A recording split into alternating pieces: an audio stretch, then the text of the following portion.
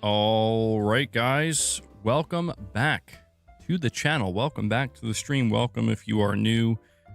Thank you guys so much for joining me today, Sunday, December 28th. Year is almost over. We just have a few more days left, and we'll be in 2026. What's up, Irfin? Yeah, I missed you guys too. Took a couple days off. It's usually how it is with the last week or so of the year. It's always time to just kind of chill out and rest. Although I've been doing kind of the opposite. A stud finder and a TV wall mount for Christmas. Permission to put holes in the wall. Yeah, I'm doing a little bit of a project myself. Michael, what's going on, man? Saying, what did everyone get for Christmas? Share in great detail. Be sure to leave your address. Damn, Nick. Well, I mean, I guess everybody has their New Year's resolutions, right? Who am I to judge? It doesn't sound like the best thing to do. Not gonna lie. Doesn't sound like the healthiest thing. But yeah, welcome, guys. So what we're gonna do today is have some discussion about upcoming games in 2026. People have been wondering if I'm going to be doing a PlayStation predictions video like I have been the past couple of years. We are, and that's going to be, as long as everything goes according to plan, that's going to be the stream I do on January 1st, where I'm going to listen back to my previous 10 predictions, although I think last year I did like 12 or something like that. And I'm going to see how right or how wrong I was. And then I'm going to give you 10 new predictions for PlayStation in 2026. So we will be doing that come January 1st. So don't worry. But today I figured what we could do, since we're so close to 2026, is just talk about how insane it's looking for the PS5, for gaming in general. I mean, it looks like we're going to be basically overwhelmed with games. I have a list of games here, quite a long list, actually. I think I have like 16 games on here, so there's 17 games, I think, which it may not sound like a lot, but really, I mean, if you think about how densely packed all these games are going to be, I mean, that's a lot of games. And these are just kind of like the bigger games too, not even like the smaller ones. So we'll talk about that. Yeah, I saw Sean Layden's still doing interviews. We might cover that soon. But yeah, I do also need to tell you guys, do not get used to the setup you are seeing right now. So basically what I've been doing is I'm in the process of like redoing my basement, and I am in so much physical pain right now. My body is just, it's like, wow, man, what did you do? I cleared out my basement, and there was so much stuff that I had to throw out. There was so much old furniture. It was quite the I mean, basically the last 48 hours, that's all I've been doing. And I'm kind of like redoing everything down there, setting things up. So I can't promise the next time I stream after today that the setup will be different again, but at some point it will be different, so don't get too... I mean, you guys pretty much are used to this one, but I'm just saying, it's going to change again. Be ready. I'm taking you guys to the basement. I did a lot of painting yesterday. It's been a long, long time since I painted. And I actually went to go paint the floor, and I'm like, this is going to be easy. And I was not prepared. I was not prepared, man. It was not easy. Like, painting a floor, I guess, is just like usually easier than painting... Well, certainly easier than painting a ceiling. Painting a ceiling is a nightmare. Painting walls can be a little bit difficult depending on how tall the walls are. But the thing about painting the floor was the surface area. Like I underestimated how long it was going. It took me literally all day. I was like, oh my God. And it probably needs a second coat, but I'm like, I don't know, man. I don't know if I'm doing a second coat. Is there a typo in the title?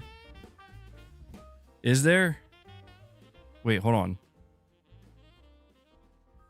It should say... Oh, okay. Oh, my bad. My bad, Carl. 2026 is looking absolutely insane for Xbox. 2026 is going to be an interesting year, man. It's going to be a really interesting year. Will Boss be used to it? Oh, yeah, Boss will be fine. He's always chilling in the basement. The cats are always in the basement. They're always doing weird stuff down there. They'll probably appreciate what I'm doing, though, because there's a lot more space down there. It's all good, Carl. It's all good. I bet there's no light in the basement. Actually, no, that was like one of the first things I did. I set up like 2 lamps. I changed the light bulbs down there. I mean, there was light down there, but yeah, I've been kind of in the thick of doing that, and I kind of want to make like a gaming setup too, as well, like a little workout area, a little gaming setup. We'll see how it comes together. I don't know. I don't know how far I'm gonna take it. Like I don't know how to do like drywall and stuff like that. I don't know. I'll probably have to do like a drop down ceiling at some point. We'll see. We'll see how far I take it. But the hardest part, I think, is over.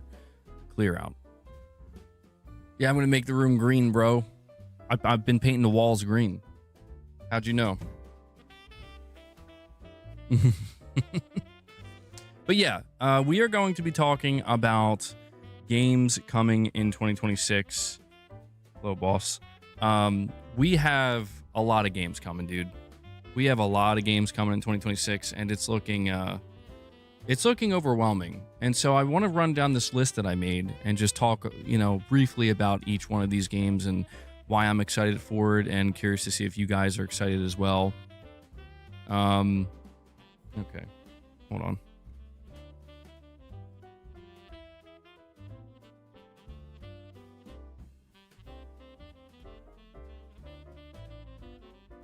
Mr. B, you're saying exciting year ahead for games. It really is. Yeah. I mean, I know we say this every year, but 2020, stop whatever you're doing right now. Okay.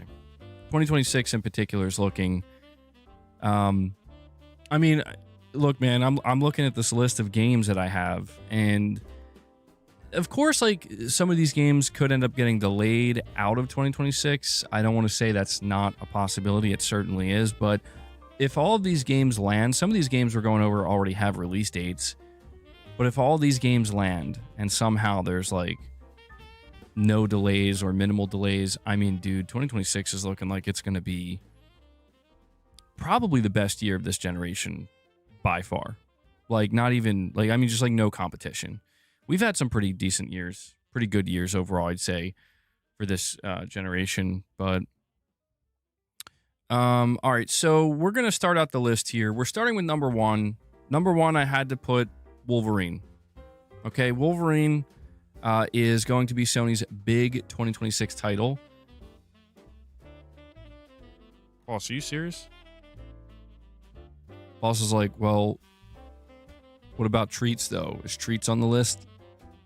Wolverine is Sony's big title for next year, and we know that there's so much expectation for it, and we saw a proper re-reveal of Wolverine in September, and I think it looks amazing. I mean, we were super excited for this game when it was originally announced, but obviously we had to wait a long time before they were ready to show more of it, and there was kind of a little bit of concern that maybe something was going wrong development-wise, maybe it's in some kind of development hell.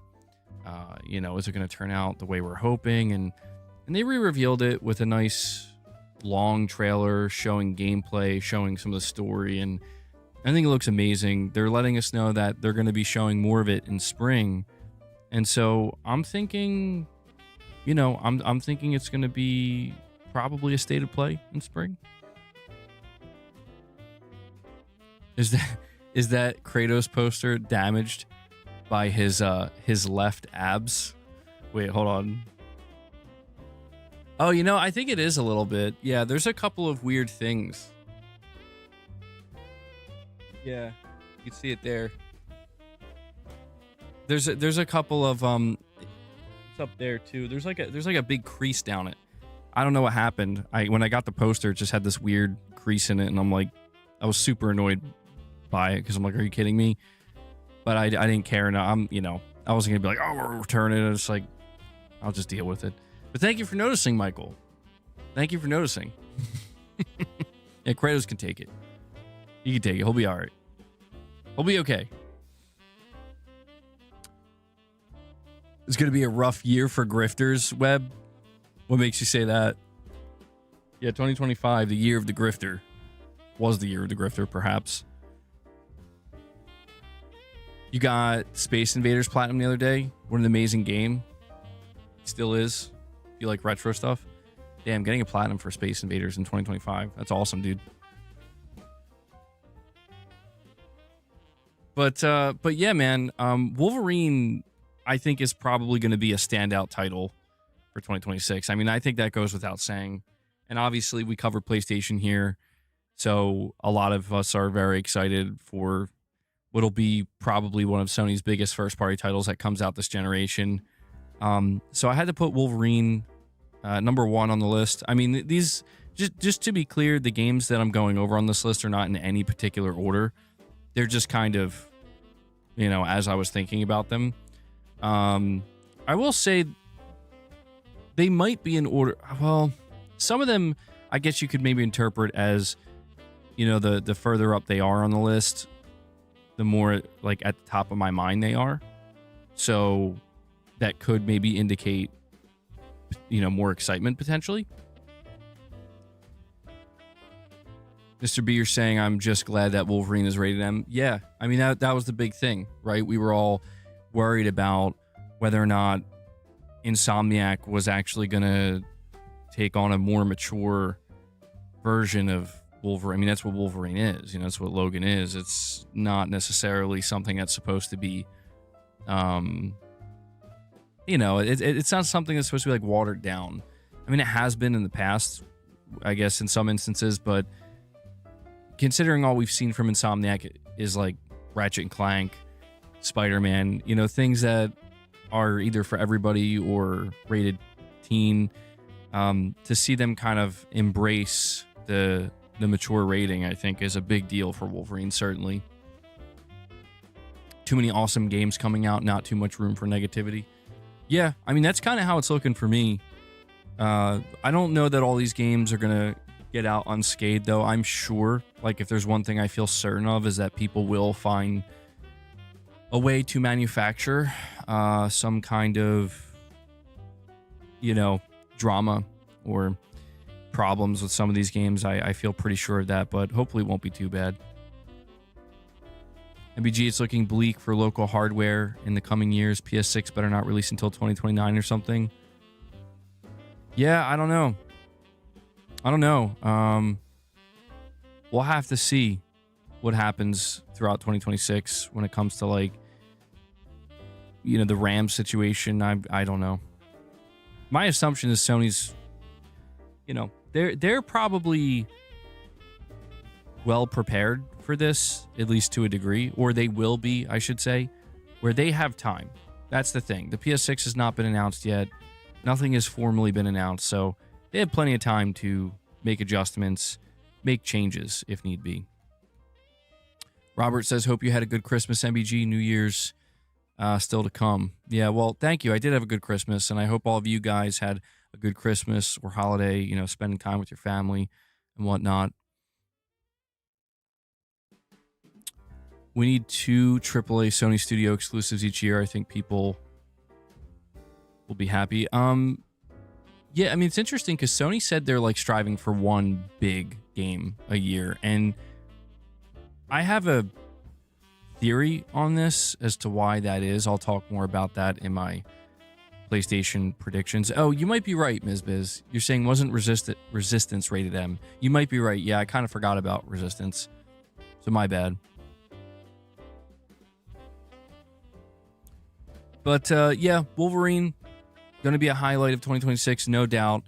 They're saying fall 2026, so I mean, I don't know if we're looking at like an October, November release.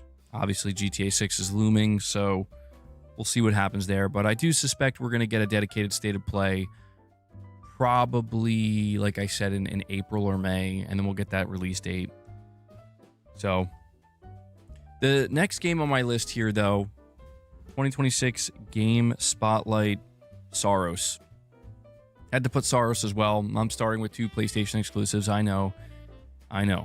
But Saros looks really, really good, man. The thing about Saros that really is kind of piquing my interest more than Returnal did is that Housemarque is making it clear that they're going all in with trying to, I guess, make the game, I guess you could say, I know some people don't like the term, but more cinematic. But I mean, they're going all in with trying to increase the production value of the story in general. Like, they want to flesh out the story. They want to tell, I think, a more coherent story, something that's not so much like up to interpretation, although I think there still will be some of that there. But they seem to be making it very clear that gameplay wise, they are making some changes, they are making some adjustments, they're making some improvements, obviously.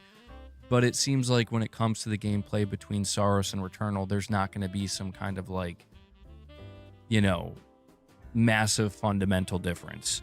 I think that big difference is going to be seen in the presentation of the characters, the presentation of the storytelling, and I think Housemarque, in a sense, is really stepping up their game. That's what I'm getting from Saros anyway. The way they're talking about it, the way they're showing it off, the gameplay I do expect to be superb. I mean, if there's one thing that we can say, I think, about Returnal, regardless of how you felt about the difficulty of it, the gameplay felt really good.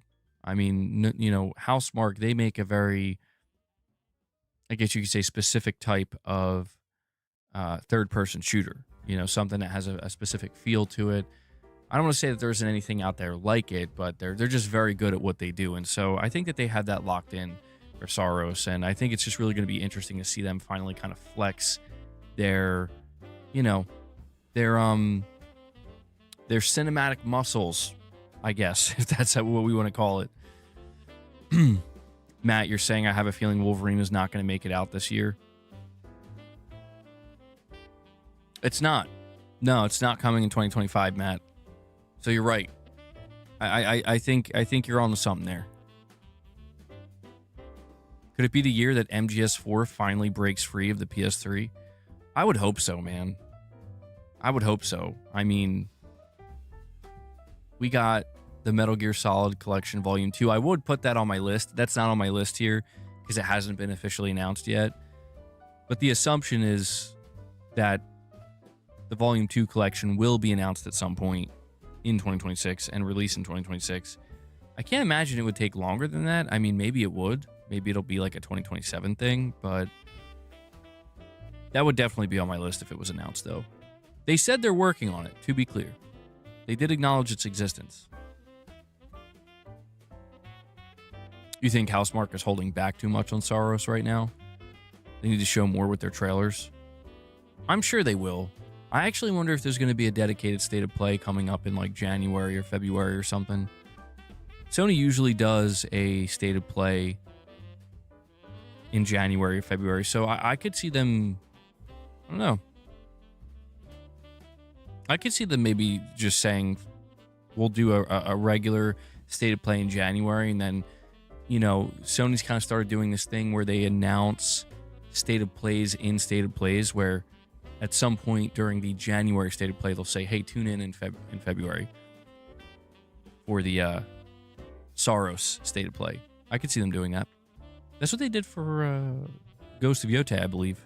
They did that for Final Fantasy Rebirth as well. I could see them doing that for Saros. You wouldn't be surprised if Saros ends up being the better game than Wolverine? Yeah, I mean, it's definitely possible, man. When it comes to just pure gameplay, I mean, what we've seen of Wolverine looks really good, I think. Looks very promising, but there's a lot we still don't know about the gameplay of Wolverine, right? There's many different aspects to it, I assume, that Insomniac hasn't really shown yet or delved too deep into. But when it comes to Saros, I mean, the thing about Returnal's gameplay loop is it really does get addicting because it's just that fun to play, right? The thing that I think turned people off of Returnal wasn't the gameplay, it was just the difficulty, the sheer level of difficulty, where it's like, it's one of these games where it just forces you, like, you have to get good. You have to get good. MRPD says, I took my wife's boyfriend to court for custody of the children, and Expedition 33 won.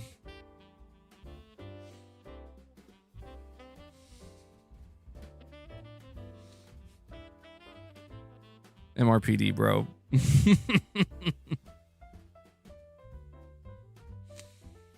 Claire Obscure just wins. It just wins. That's some funny shit, dude. Oh yeah, Sony will be at CES. Absolutely. But yeah, I think it's safe to say that both Wolverine and Saros will be very good games. I can't imagine they would be anything less than excellent. And I'm not just saying that. I think Wolverine, I don't know how many people are going to agree with this. It's just my opinion. I think Wolverine looks like it's going to be the best game that Insomniac ever makes. And they made some really good games. I think Wolverine, for me, like, I'm trying to imagine where I would rank it amongst all of Insomniac's games. And I have no doubt it will be number one. Easily. Like, by far the best game they've made, in my opinion. But I also feel the same way about Saros with Housemarque. So I just think we're continuing to see, these two studios in particular. I mean, Housemarque has just been improving with every release. I think some people thought that Spider-Man 2 was a little bit of a miss for Insomniac. I think Wolverine will be a kind of course correct if you feel that way. If you don't feel that way, then I think Wolverine's just going to be a continuation of Insomniac doing very well. Yeah, and I think Saros will have a lot of replay value. Certainly. I could see Wolverine getting DLC and stuff like that, too. The PSSR 2 update is rumored to be, I think, coming Q1 of 2026. That's the last I heard. Yeah. But I will move on to game number 3. And I know that the first, group of games that I'm talking about here, they're not surprising. But again, they're the games that are at the top of my mind. GTA 6.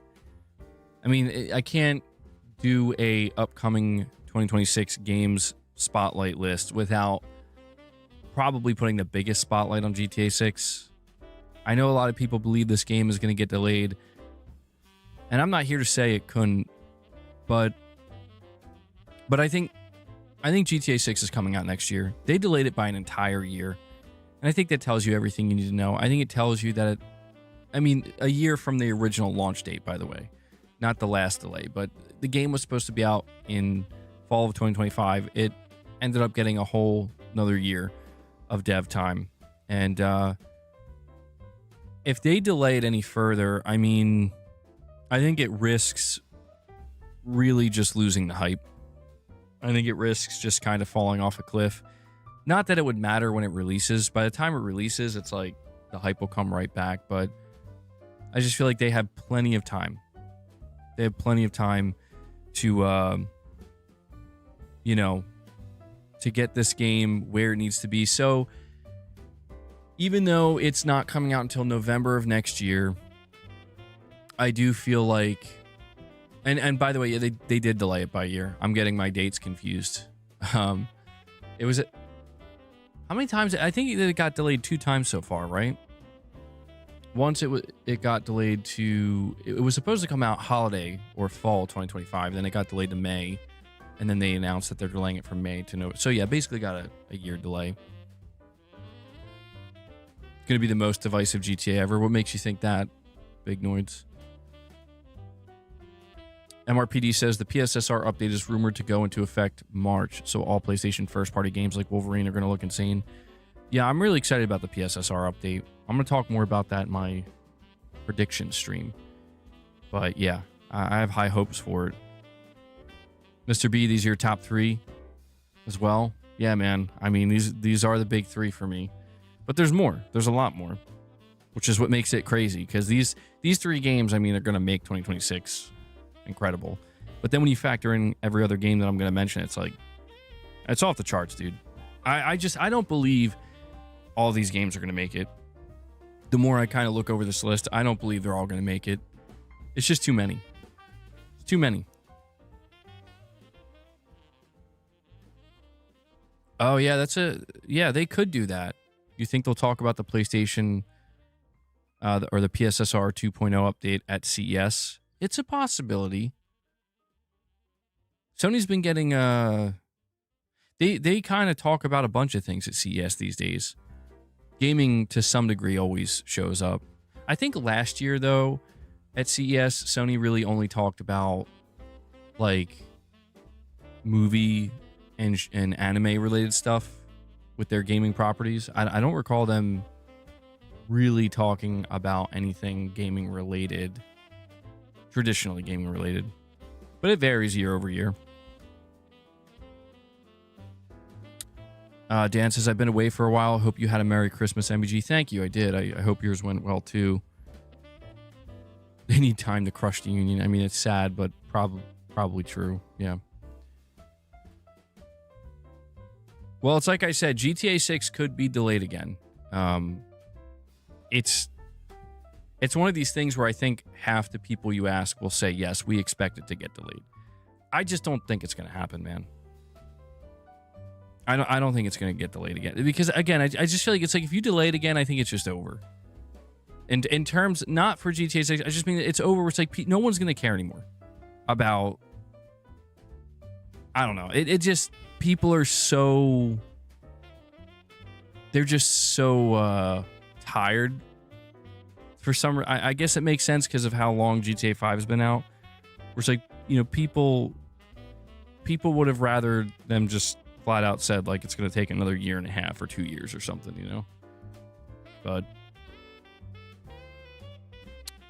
yeah, GTA 6, I have to put this on the list. Easily one of the most anticipated games coming out next year. I mean, I don't think it's an exaggeration to say that it, you know, GTA 6, assuming that'll be the game that kind of closes out the year. I could tell you this, if GTA 6 comes out on the date it's supposed to, which is I think November 19th, it's unlikely anything else is going to release after it for the rest of the year, anything meaningful anyway.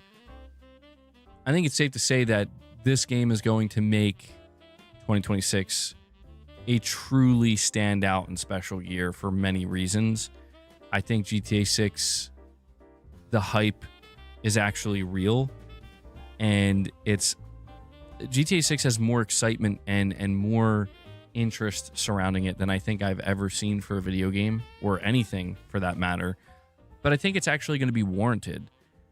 That's not to say it couldn't have certain flaws or certain problems. It certainly could, but I just, you know, I have a certain level of faith in Rockstar, and I think that they're taking this game very seriously, obviously, and it seems to me like it's going to be the craziest closer for a year that we could ever ask for. And that's, again, as we go over the rest of this list, it's like, bro, you're telling me we're getting all these games and then GTA 6 is going to close it out?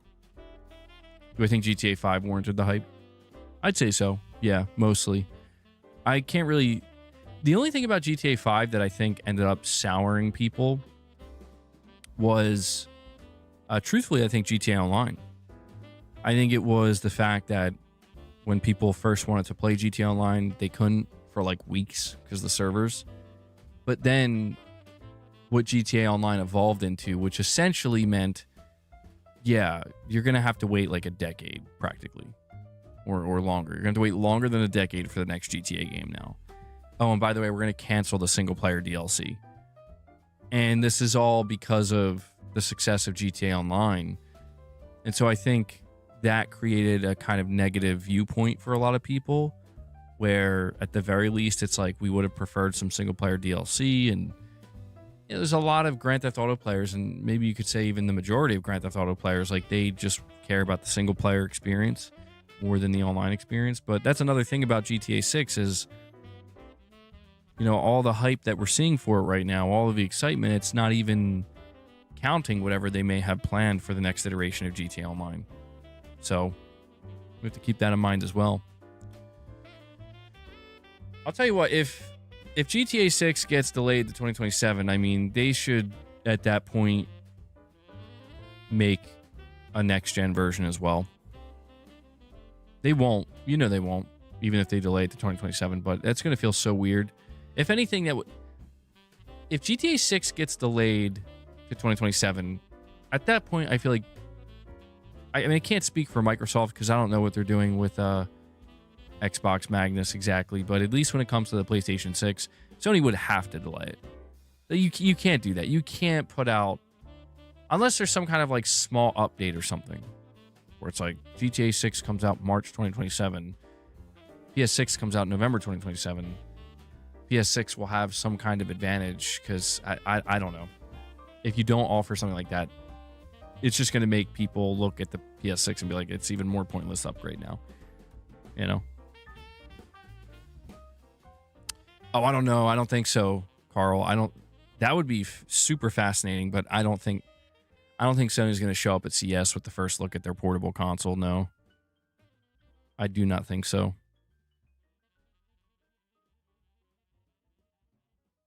The PS2 had like 3 banger GTAs. We've been waiting a decade now between games. It's madness. That is true. What's weird, though, is like... I think it is safe to say, though, that when we get GTA 6... Now, keep in mind, there was like this rumor that if it's true, it's going to be really interesting. There's this rumor that like almost every building, like the vast majority of buildings will be enterable in GTA 6.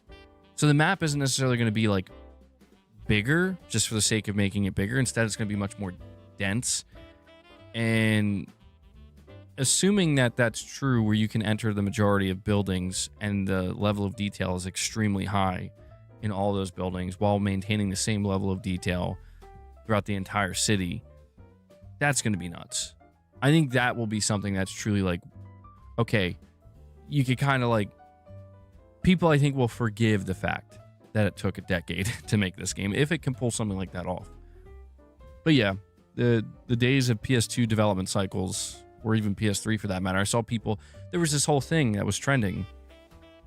I think it was Nick Tech.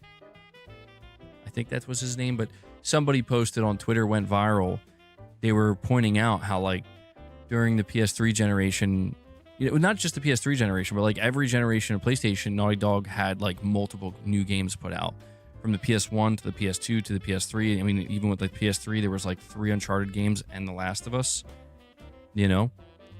And then they were pointing out how during the PS5 generation, literally all Naughty Dog has put out is one remake that people didn't really feel like we needed and one remaster. And how it seems like we're only going to get one new game from Naughty Dog, that being Intergalactic. And I was really sitting back and thinking about this, and I'm like, Naughty Dog is on the verge, I think. I know that this is a bit of a deviation here. We're going on a little bit of a side quest before we go back to this list, but I think Naughty Dog is on the verge of like coming undone. I do believe that. And I know that sounds a bit loaded, and maybe some people might feel that's very negative. And I want to make it clear, like, I'm not trying to just be negative towards... I'm not trying to be like a bandwagoner here, where it's like, oh, I hate Naughty Dog. I'm not even... this has nothing to do with The Last of Us Part 2, just to make that clear. I'm just looking at Naughty Dog where they stand now. And I think to myself, well, after the release of Uncharted 4, Bruce Straley leaves, among many, many other producers and many other devs. And the biggest reason they leave is because they're just burnt out. Whatever it took for Naughty Dog to make Uncharted 4, it took everything out of a lot of people. And that was it for them. And then whoever was left, it's like, okay, now we're going to take that and we're going to do it again, but for The Last of Us Part 2. And then I think after The Last of Us Part 2, even more people leave. And, you know, they're hiring people as well. There's still, you know, there's just a lot of turnover at Naughty Dog. But I think the biggest thing is that after The Last of Us Part 2, it became clear that I think Naughty Dog, they lost their vision. And I don't know why this is. I would like to know what happened. I'm sure there are reasons.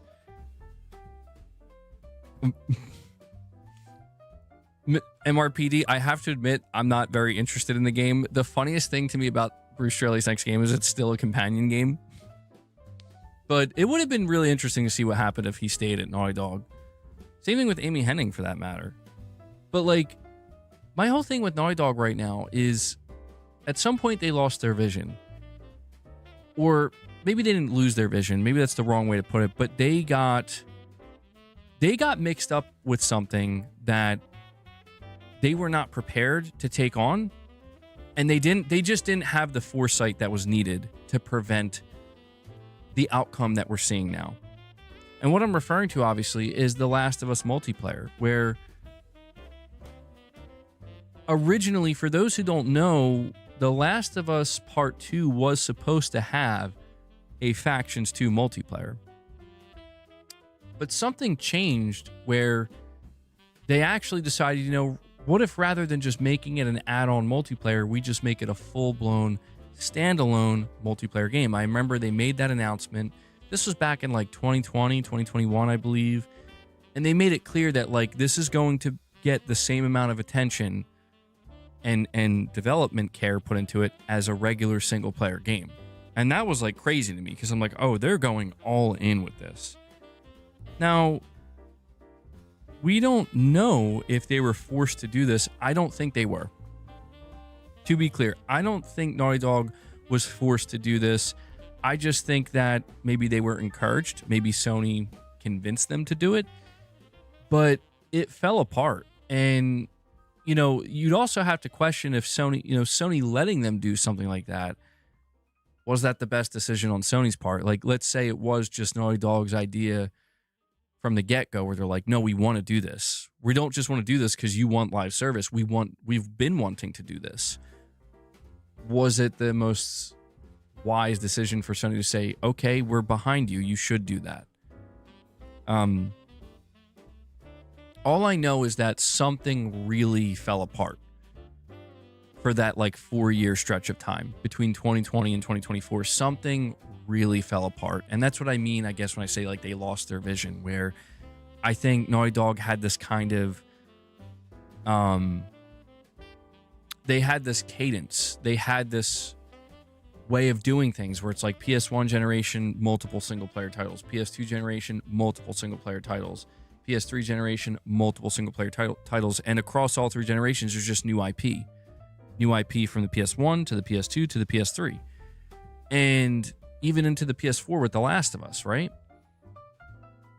And that just seemingly hit like a brick wall with the PS5. And I do think it is that multiplayer game where they were like, we really want to do this. And I was all for it, as you guys know, but at the last minute, they were just like, we can't do this. Like, we have to turn around. We have to cancel this and turn around because I guess, you know, at some point, maybe it was Neil Druckmann, maybe it was the entire team, I don't know.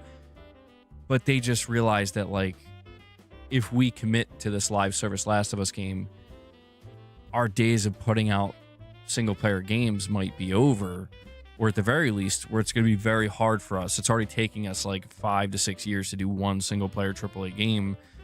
So no matter how big we grow the team, if The Last of Us multiplayer succeeds, we're just going to have to keep supporting that. So all this is to say that it's not to make an excuse, by the way. You know, the top brass at Naughty Dog have the power over the studio, but they have people over them who provide all the money and resources. Sony execs get final say. Yeah, and this is why I would love to know, man. I would love to know. It could just be a combination of things. Maybe it was one of these things where maybe Sony gives them the idea and they say, think about it, Neil. Like, well, we'll give you the funding. Maybe Neil pitches it to the team. You know what I think it may have been? Neil Druckmann is the head of the studio. He's the president of Naughty Dog. I think he probably was against it. Like, inside. Like, I think he was probably like, I don't want to do that. But maybe he pitched the idea. He floated the idea to his team. And maybe there was a bunch of developers at Naughty Dog that were like, we'd love to do this. Yeah, actually, that sounds great. I don't know. It's really hard to. I mean, you're also talking about developers who spent the last decade doing nothing but making Last of Us. So I don't know. I don't know the reason why. But to be honest, I'm not sure that it really matters anymore. I think all that matters now is the result, where the fact of the matter is, when I say Naughty Dog is at risk of coming undone, I should elaborate further on what I mean by that. I mean, they're at risk with Intergalactic specifically. Specifically. If that game doesn't hit, Naughty Dog's going to get knocked down a couple pegs. And I don't want to see that happen. I don't think anybody wants to see that happen. Like, we don't want to see them fall from grace. For a lot of people, that already happened with The Last of Us Part 2, but I don't count that, because I think even if you didn't like that game, it reviewed incredibly well. The gameplay was top-notch. There's just so much, like, you can hate the story, you can hate the direction, but you can't deny it was a very expertly crafted game. And I feel like with Intergalactic, there's something there that's not a guarantee from that perspective. And what I'm referring to is the gameplay loop and the approach to making a different type of game. We want to see a studio like Naughty Dog take some level of risk. We want to see them try different things. We don't want to see them just locked in, making the same type of game over and over again. Nobody wants to see that. But I think that right now there's more pressure on them than ever before. And that's why I think they're at risk of coming undone. Because it means that, oh, okay, you put out The Last of Us Part 2 Remastered. Whatever. Oh, you did The Last of Us Part 1 Remake. Okay. Oh, and your Last of Us multiplayer game was canceled. Okay, so here we are, over 5 years into the generation, Naughty Dog, like, what else do you have? And that the only answer to that question is, well, we have Intergalactic. And what I have observed is that that's not enough to just make people immediately go, huh, okay, well, great. No, what I've observed is people are like, well, what's Intergalactic? And then they show it and people are like, well, oh, maybe? Okay. And where things really, I think, where the pressure gets elevated to the next level is when you hear Neil Druckmann and you hear Naughty Dog talk about what Intergalactic is going to be. And that, to me, is where it's like, this is going to be a big moment for Naughty Dog when they show this. Because everything we've heard described about Intergalactic, it's not... Like, I don't want to say it's a Souls-like. I don't want to say that. But it's clearly not going to be what you expect in terms of, it's not going to be like an Uncharted game where it's an action-adventure romp and there's set-piece moments and there's companions. It's not that. It's not going to be The Last of Us where you're still having like companions, ultra cinematic. Neil Druckmann has literally referred to games like Inside and Elden Ring, and I think even Bloodborne, when talking about Intergalactic. So, or yeah, we could think of maybe like the Star Wars Jedi games, where like these are the type of games that are seemingly inspiring Intergalactic, which I think is promising, but very different for Naughty Dog. And the question in my mind, and this is where the pressure, the center point of that pressure lies, is can you make that type of game? And can you make it well? Because we know you can, everything you've made up till this point has been good. The Last of Us 1 and 2, Uncharted 1 through 4, the Jak and Daxter games, Crash Bandicoot, everything you've made has been very, very good. It's for some people, some of the best things ever created. Can you do that with this type of genre, though, with this type of game? And I think, I think that's just a pure question mark. I don't know that anybody has the answer to that question. I think it depends on how much faith you have in Naughty Dog, where, like, if the answer to that is a resounding yes, Intergalactic is going to blow people away, and it's going to make it so that the way people talk after Intergalactic releases is going to be the polar opposite of how they were talking prior to its release. Or it's going to be one of these things where Naughty Dog is, for the first time, in over their head, and it's not coming together the way they thought, and they can't afford to cancel it. They can't afford to delay it into oblivion until they get it right. They burnt all that time and all that money and all that resource and all that goodwill with Sony. That's why that recent Jason Schreier report, everybody, I think, was, not everybody, but so many people were focused on the wrong things. Not to say that there's anything wrong with focusing on, like, you know, how it's being discussed, where it's like, oh, you know, the devs are being asked to do mandatory overtime for a couple months, and, you know, there's worries about a toxic crunch culture. I'm not saying those things aren't worth being worried about. I mean, Naughty Dog has a history of that, and so there does need to be some level of concern. But the most concerning part of that report to me, like the most concerning part, was a singular line where he said that Jason Schreier said he was told that the reason for this, like, short crunch time or mandatory overtime was because they missed multiple milestones. And I'm like, that's not good. That is very concerning. Because what that inherently tells you is one of two things, and these are undeniable things, okay? Number one, it means there's crazy mismanagement going on, where the reason why these milestones are being missed is because the studio is just being mismanaged, and they're literally not able to properly get things produced on the timeline they need to be produced on. Or number two, and this would be the even more concerning part, I would prefer it to just be a production problem, because you can correct that by bringing in better producers. Like, come on, we got to start getting this thing flowing, right? The second thing that this could indicate is that the game's just not coming together. That, like, they're having a really hard time piecing it together and making it work. And that's why they're not hitting the milestones. I want to say it's probably a production pipeline thing more than that. But that's where it's just like, when I read that report, that to me was the alarm bell going off. Because I want to remind people that studios get projects canceled when they don't hit their milestones. The only reason Intergalactic hasn't been canceled is because they're Naughty Dog. Make no mistake.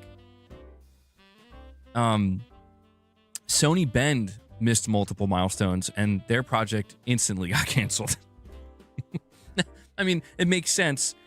If you're Sony, you're gonna give more leeway to Naughty Dog than you are Sony Bend. You're gonna do that, and you can't fault Sony for that. There's also this idea that Sony kind of looks at this and, like, Sony's like, oh my god, we need Intergalactic. Like, we need to let them. But we do have to also keep in mind that Hiroki Totoki is the CEO of Sony now. Hideaki Nishino is the CEO of PlayStation now.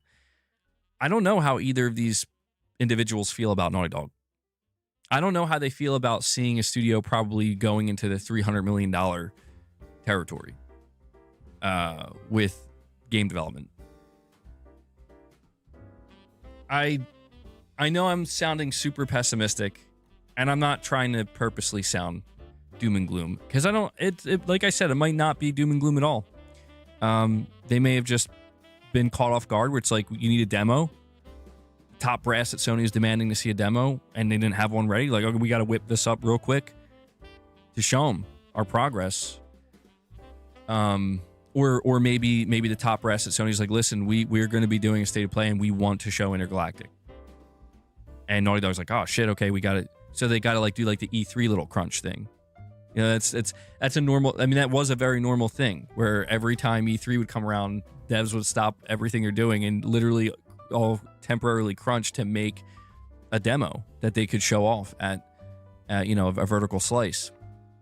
So it could just be that. I don't want to sound. I don't want to make it sound like no matter what, it's just bad news. It could be overblown. You know, there's so much we don't know.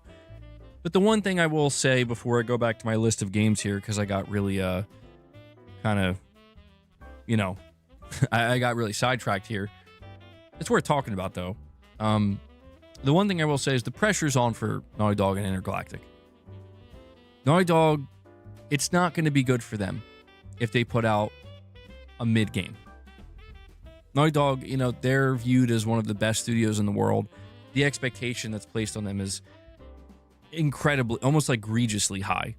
But that's because they've always outdone themselves with the quality of their titles.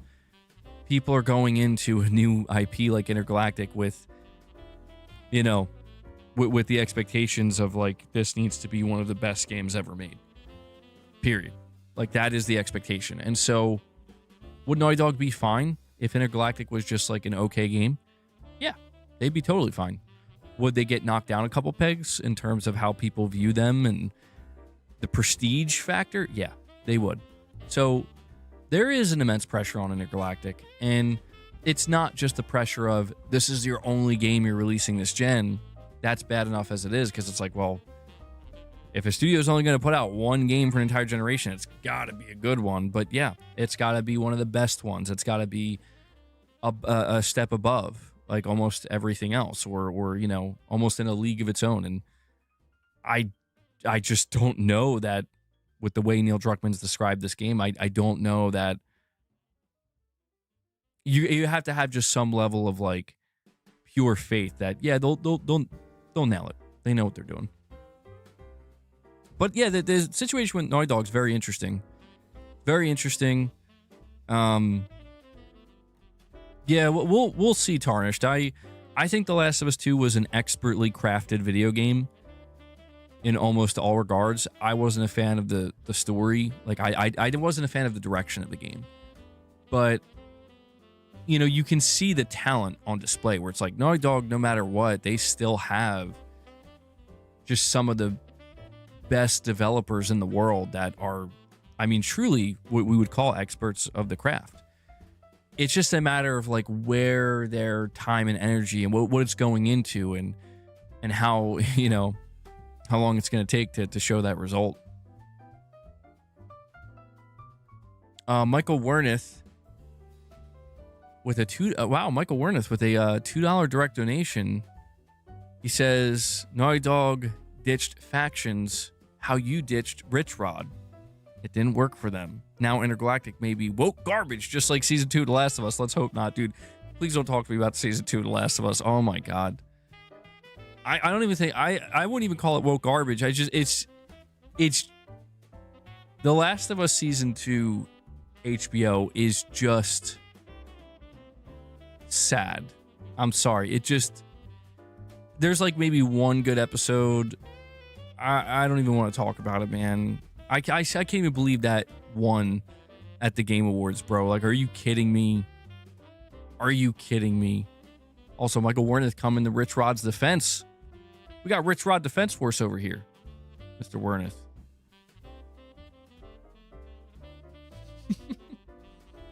Oh, Michael, that's all good, bro. Yeah, I mean, look, you're not wrong. You're not wrong, dude.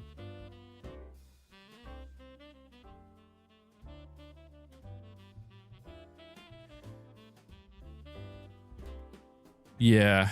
Don't get me going on that rant, Titus. I can't, bro.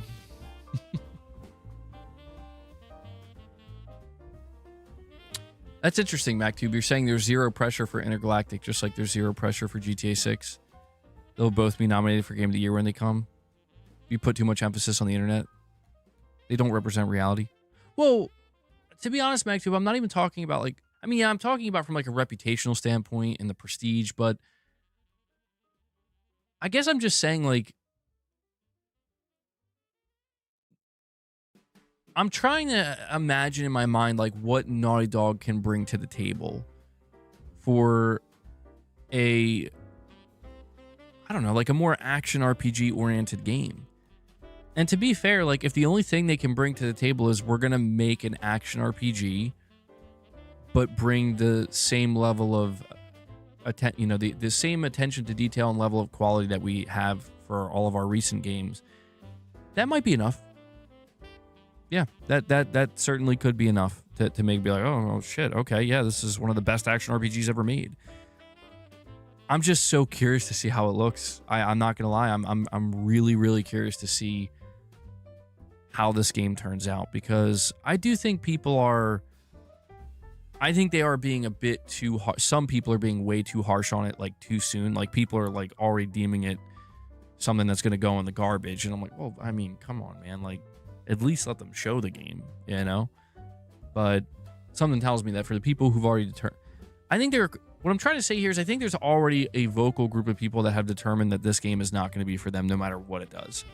I'm not one of those people. I think that there's a lot more people like myself who respect Naughty Dog from the sense of like, these guys are very talented, you know, and I don't have to necessarily be in love with everything they do. And there could be some things they've done that I just don't like at all, but there's no denying the talent, right? So it's like, let's see what you can deliver with this brand new game and this brand new experience that I have absolutely no idea what. I will say this, we do know from a story perspective with Intergalactic, it's based around a fictional religion on this planet that was created 2,000 years ago. And I'm like,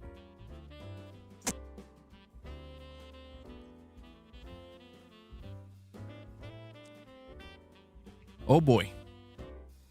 Oh boy. Don't do it. Don't do it. Naughty Dog. But I'm curious. I'm going to keep an open mind.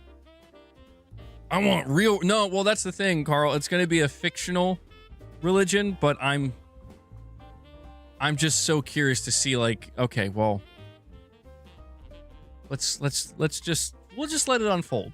I'll just let Naughty Dog tell the story, all right? I ain't going to assume to know nothing. I'm just going based off of what they told me.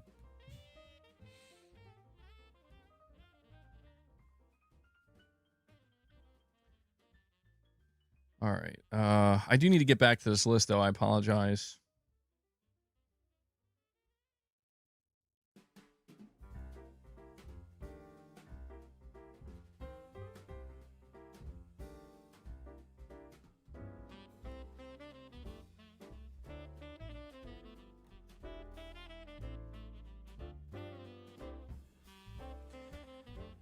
All right.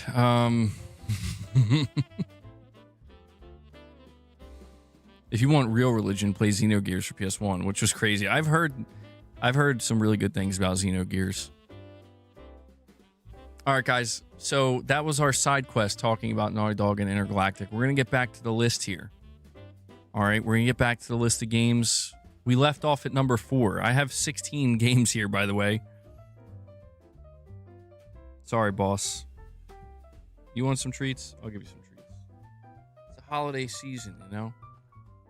New Year's coming up. Live a little. Live a little. These are the ones with catnip in them, too. It's going to go crazy. I would prefer if you go up there, though. Great. Thank you. We have Raven X0 with a $10 super chat. Thank you for that, Raven. He says, Naughty Dog is still top tier. We would have been playing Naughty Dog if we had it our way, but unfortunately, it got canceled. Now, I do wonder what that second Naughty Dog game is they're working on. That I'm very curious of. Oh, yeah, before I move on back to the list. Really? You're not going to finish your treats? What's going on? Try to be nice. Give him his treats early. And he's like, yeah, you know what? I guess the treats just don't hit the same if he doesn't get them from torturing me for an hour straight, you know? Oh, actually, he looks like he might be... You got a hairball?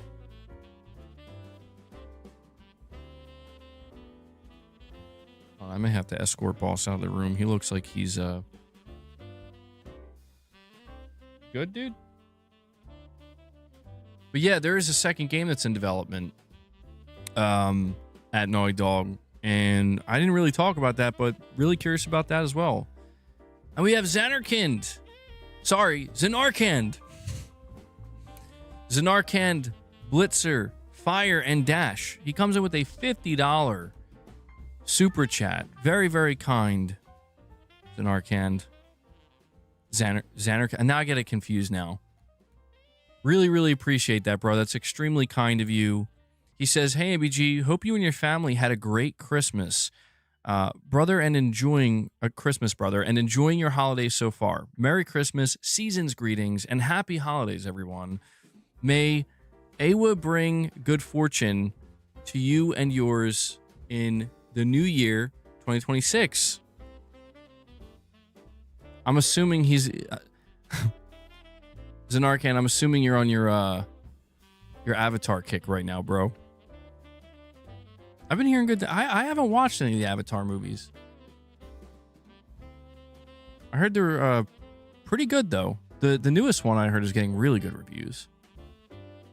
But bro, that's really, really nice of you, man. I appreciate you dropping that super chat, and I hope you had a good Christmas as well. I hope you have a good New Year.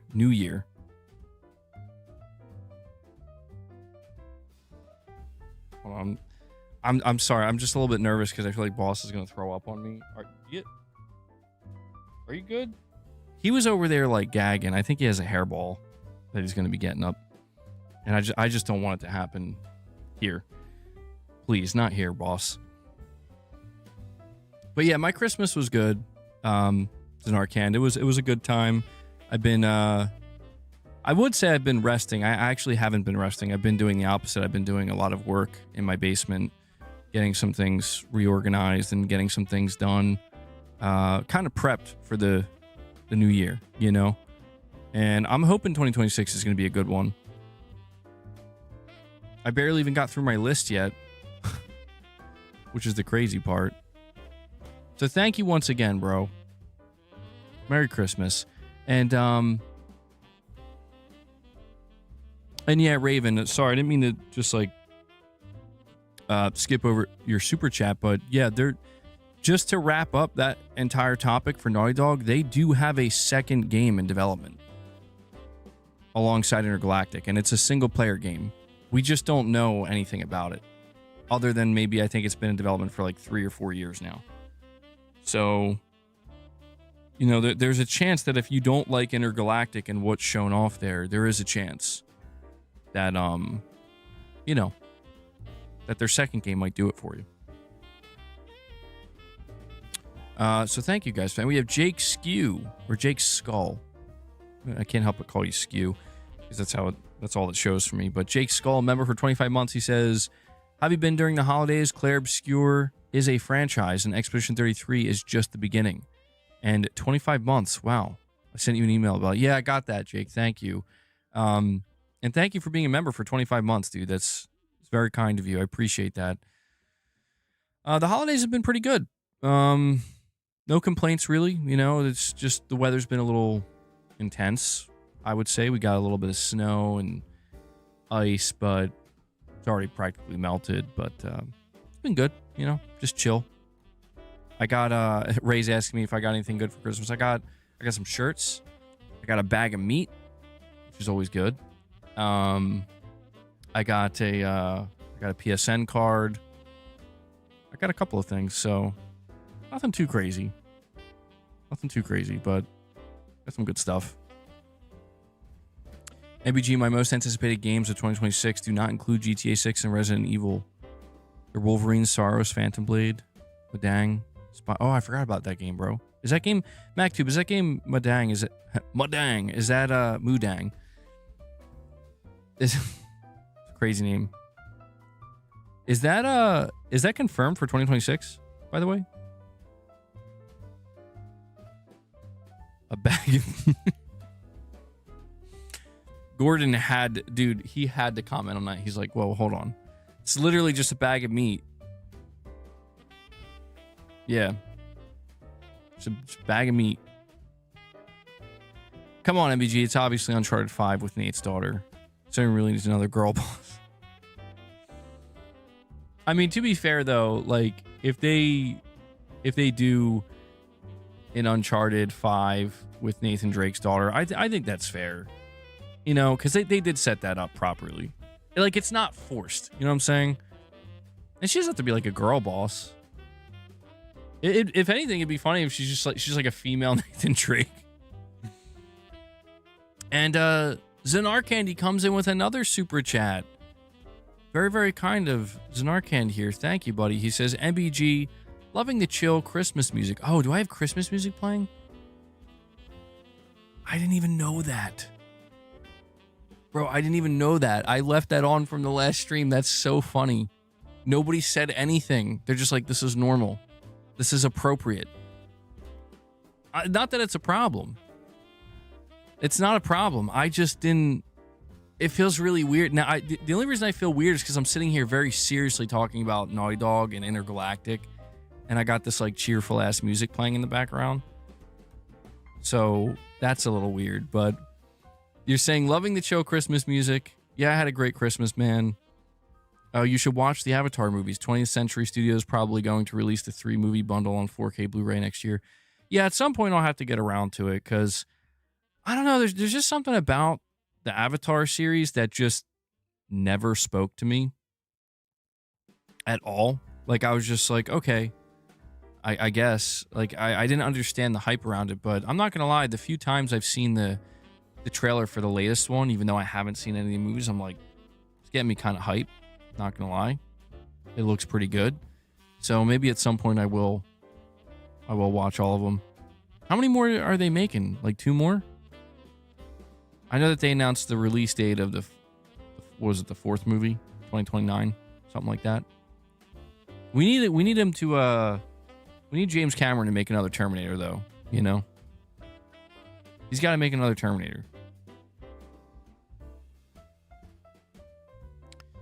Michael Werner says, we are vibrating.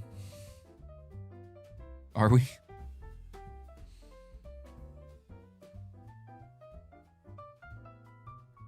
Oh yeah, I think we already put the Christmas tree downstairs. We're very quick with it. Maybe too quick. But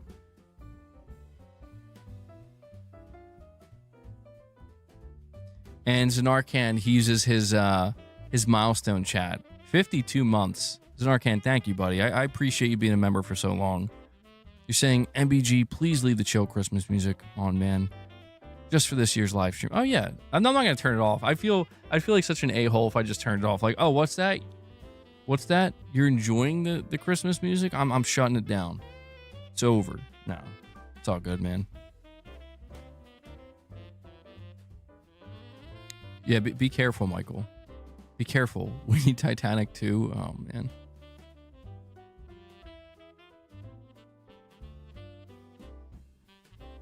Yeah, we're trying to like clean everything up. Get ready for 2026. Spring cleaning. More like winter cleaning. Spring cleaning will be reserved for my garage clear out because, oh my God, it looks like multiple bombs went off in there, dude. It's bad. It's bad. It's real bad. They can't even walk. Will we ever get a Sony showcase again? No. Not till 2027. Not till 2027. Michael Werneth with another $2 direct donation. Michael coming in with $2 donations today. Interesting. Direct donos. He says, MacTube, your direct dono is nonsense. Stop talking about Rich Rod. He's gone forever. And I can't believe you like The Last of Us Season 2. I just pooped and barfed. Hold on. This isn't the real Michael. Michael doesn't talk like that. Wait, what? Oh, wait. Wait, hold on. I missed one from MacTube. He says, with a $2 direct donation, Werneth, don't be disgusting. Rich Rod is a bum. He is repulsive. I'm imagining how this sounds with the cheerful Christmas music in the background. He is repulsive. Good thing MBG gave him the boot. I didn't do that. I didn't give him the boot. By the way, The Last of Us Season 2 was amazing. What's wrong with you guys? Oh, man. I tell Rich Rod to chill out. Now I got other channel members here. They're like, they're bringing the chaos in the direct donations. Michael says, don't question my alter ego. Damn, man. You guys are crazy. So either this is legitimate or Rich Rod's secretly one of these guys. Rich Rod's either posing as Michael Warneth or MacTube or both. I don't know. Maybe Rich just went crazy. You know, Rich Rod tax in effect. His name has been brought up too many times. The tax is in effect. All right. Did I even get to we got multiple Rich Rods. But yeah, Zanarkhan, bro, thank you for the super chats and thank you for the support, man. I'm glad you had a good Christmas. Appreciate being a long time viewer as well. Game number 4. Oh man. Why do I even bother making lists, bro? Like I typed this list out and I don't even follow it. I got like 3 games deep and I'm like, all right, I'm gonna just go now. We're just talk about whatever. Game number 4. Resident Evil Requiem. Or Resident Evil 9. I prefer to call it Resident Evil 9. That's it. That's all I have to say. It's going to be one of the best games. No, actually, what I do want to tell you guys is I was feeling a little bit inspired. I talked to you about it a little bit on my last stream, but I'll just update you here. I was feeling so excited and so hyped about Resident Evil 9. I can't give you any... Okay, all right. Boss doesn't like when I talk about video games, apparently. I can't give you any more. You were gagging a little bit, man. You're gonna... Okay. All right. Everything's fine, guys. Everything is fine. It's all good. My microphone is naked. Please call this man.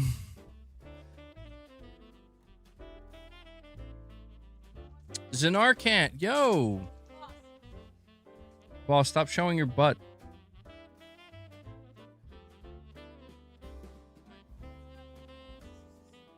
Boss, what are you doing, man?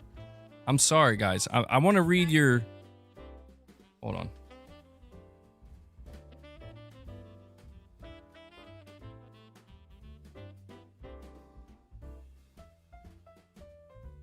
This is my bag of meat, by the way.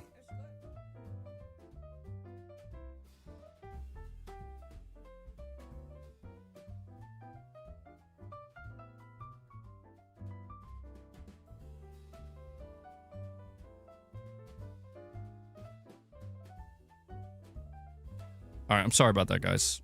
Sorry. This got a little bit of chaos going on right now. It's all right. Zanarkhan, I'm sorry to keep you waiting, bro. Thank you so much. Another very generous donation. $50 direct donation. He says, MBG, James Cameron has planned out Avatar 4, 5, and 6, man. Maybe more. Watch. Regarding Terminator, I think if James had planned out a roadmap for that franchise, he could have made more. Like when you make a TV series, you need to map out multiple seasons. Yeah, I remember hearing about that a while ago when it comes to Avatar. I remember hearing that, like, he had movies, and this was like back when the first Avatar came out, that he had movies planned up to like 2030 or something like that. And I remember thinking to myself at the time, like, ah, that's nonsense. No way. No way. He's going to do like 1 or 2 movies and that's going to be it. And then here we are in 2025. Where we're at the 3rd one. And I'm like, okay. Yeah, I'm, how's that? I saw that there was a Ubisoft game, too, that came out. And it got, like, a big update. You can play it in 3rd person now. People are saying it's, like, a game changer. Zanarkhan, have you played that? New camera looks crisp. It's actually not a new camera. Maybe it's just the bit rate's good today. It is a higher quality camera, though. I got this camera, I think, like, a year ago at this point. But yeah, I'll have I'll have to at some point, I guess, sit down and watch these movies, because I don't know. Like, I don't know if it's going to win me over, though. I can't promise it's going to win me over. Zanar can. When the day comes when I do decide to watch these movies, because even though I will say, like, the trailers I've seen for Avatar 1 and 2 just never did it for me. I'm like, no. The trailer I saw for the latest movie that came out, it did make me feel like, okay, this is pretty sick. This is pretty awesome. Ubisoft got hacked. Wait, did they? Oh, yeah, MacTube says I haven't donated and I'm not even a member. Oh, okay. Irvin says, no memberships. Come on, guys. Yeah, guys, we need to get the memberships up. I'm begging. I'm a beg for those memberships. We're going to have 0 memberships going into the new year. We need a member train going. MBG, I can't stop quoting Jingle All the Way in my daily life since watching it recently. Too many funny lines. It's amazing. Dude, you know what's so funny? I watch that movie every year on Christmas, and every year I watch it, and I'm almost like I'm just observing it. You know, at some point I'm not even watching it intently for the entertainment value. I'm just observing it. And I just begin to realize, like, this is like one of the most unhinged movies. It's amazing that this is a holiday movie, dude. It's so unhinged, you know? And I love it. I love it.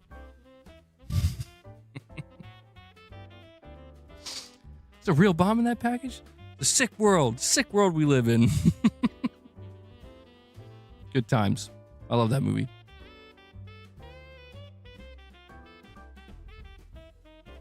All right. Hold on one sec, guys. Boss isn't upset. I think he has a hairball. Hold on.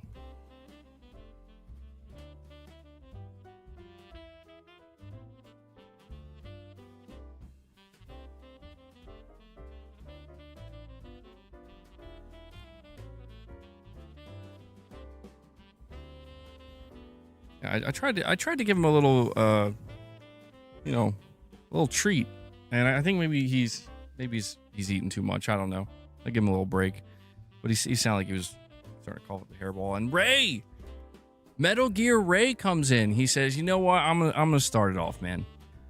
Ray comes in and he drops 5 membership gifts for you guys. Thank you so much for that, Ray. But that was some fancy shooting.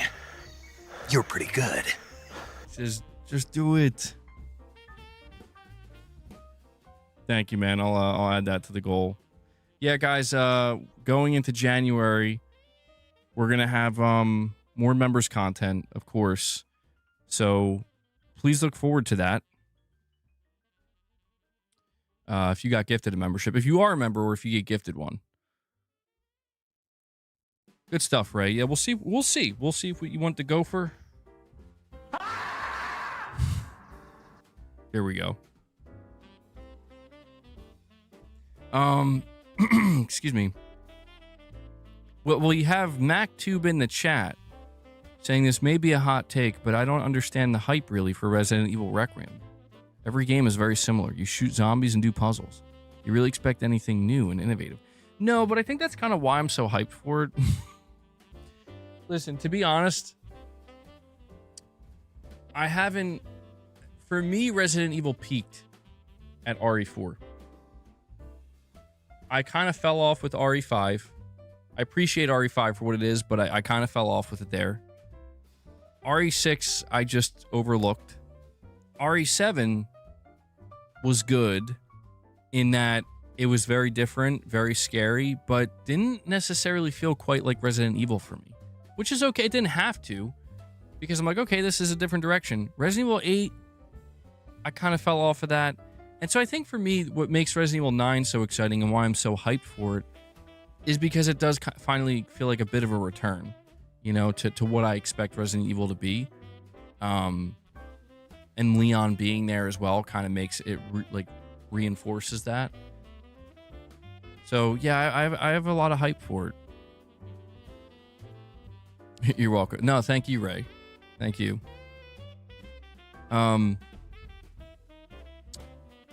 I have a direct donation from apparently MacTube. Okay. MacTube says, going to tell you I didn't donate. But what is this? You choose the mystery? The Last of Us Season 2 is great. Rich Rod got traded to blanks, and now he's sad. Bro, that MacTube, I know that ain't you. That ain't you. MacTube, is that really you? I think he said he never even donated before. And we got Zanarkan with another super chat. Zanarkan, thank you so much for that, buddy. I think you've donated like $100 in super chats, man. That's super kind of you. I appreciate that, buddy. You're saying, MBG, I haven't played the Avatar game. It's on the backlog. What's this new update? Third person? MBG, good movies to watch with your family. The Avatar, Fire and Ash 3D Cinema was a full house. Families there. And everyone enjoyed it. Yo, Zanarkan, sorry, he's trying to convince me. He's like, gotta take the family, go see Avatar, bro. I don't know. I'm just going to do it in the most chaotic way. I'm going to take my entire family to go watch the third movie, and we haven't even seen the first two. Why not? I don't even know what's going on. You know, actually, I have one more question. If I were to just go see this movie, do you think would I be okay? Would I be able to know? Would I have some idea of what's happening? Or is it like, bro, you're going to be screwed? And yeah, what I heard about the Avatar game is it got this big update. I don't know if it added content. I'm assuming it added some kind of content. But the Avatar game apparently was like first person, and people kind of felt like this game just didn't make sense in first person. And so they added a proper third person mode, and people who went back to play it, they're like, this is like a literal game changer, apparently. It makes it feel much better to play. So makes you wonder why they decided to go with first person to begin with. But Zanarkan, bro, thank you so much for the generous super chats, man. I very much appreciate it. And Chris Brown, a member for 29 months, says, on the Xbox handheld, the software it uses is actually cool. It's just Xbox enough, and has all PC storefronts with the touch of a button. Also, PlayStation games.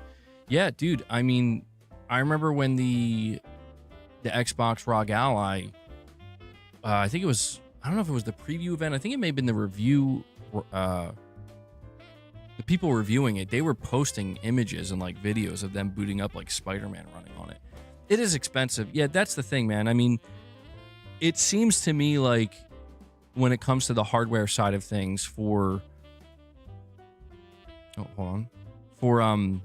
Xbox, they're very much just embracing this idea of it's going to be expensive and you're going to have to pay potentially a premium price for it, but in return you will have access to all these different things, you know. I think for the people who are paying $1,000 for like the Xbox ROG Ally, it just probably feels like an overall better deal knowing that you can have access to all the storefronts and all these different things. Yeah, there's a what is the difference between the two versions? I know there's a cheaper version for like 600 or something. How big of a difference is it between those two? I haven't looked into it much. It's been years and MBG still can't say Zanarkan correct. No, the correct pronunciation is Zanarkin, right? Zanarkin. But we have a deal. I have to keep pronouncing it the wrong way. This is what we settled on. It's how he's known. He likes it when I say it the wrong way. So, you know, you got to stay true to it. The $1,000 version has 50% more RAM and almost double the GPU performance. Okay. Yeah, that's a pretty substantial bump.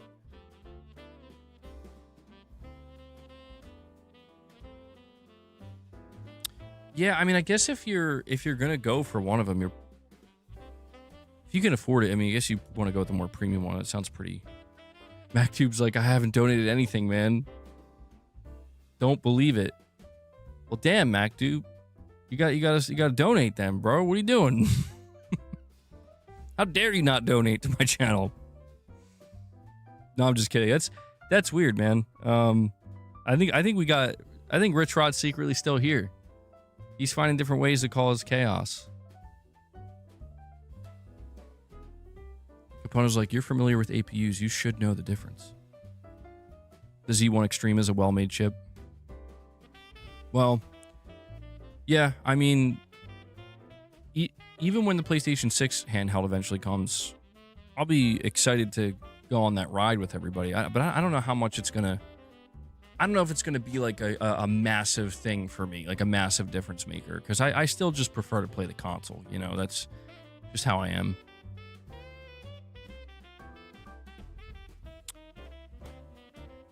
And Zanarkand, bro, he's still coming in with these super chats. Zanarkand's going crazy today with the super chats. He wanted to come in and show big support. Zanarkand, thank you so much, man. You're saying, MBG, sorry, you have to watch Avatar 1 and 2 before watching Avatar 3. Characters return, stories continue, etc. It's like the third season. So wait for the 4K Blu-ray movie bundle. Next time you'll be set for the cinema for Avatar 4. Well, I have a good 4 years, right? I have a solid 4 years to make this happen. Yeah, I'll have to see, man. Sorry, I got phone's blowing up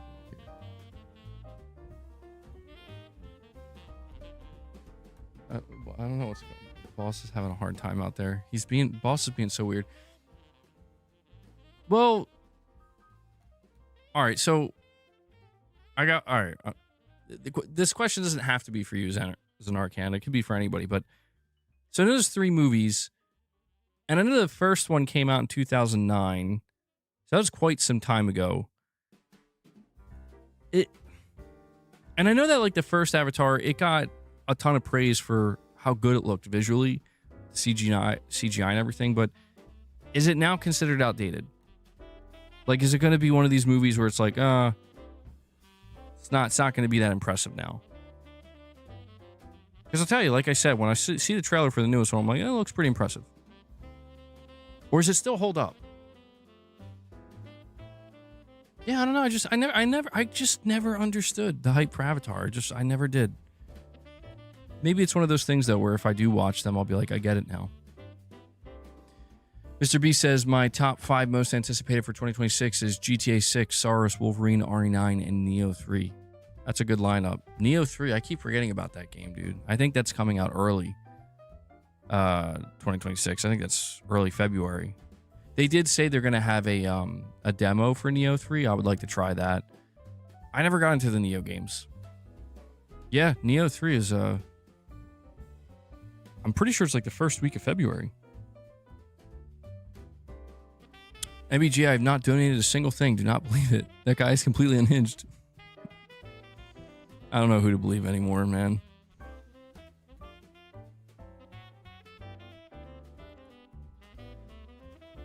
Yeah, Neo 3 is February 6th. Oh, man, my back is killing me.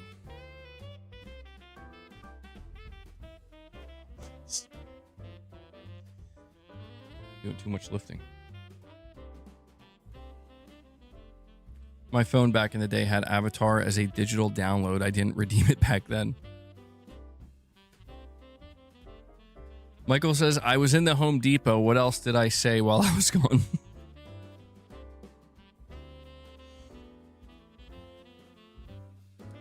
Michael, luckily, nothing. Apparently, MacTube's got a lot to say. Do you hear Boss? Do you hear him? Is he coming through the mic?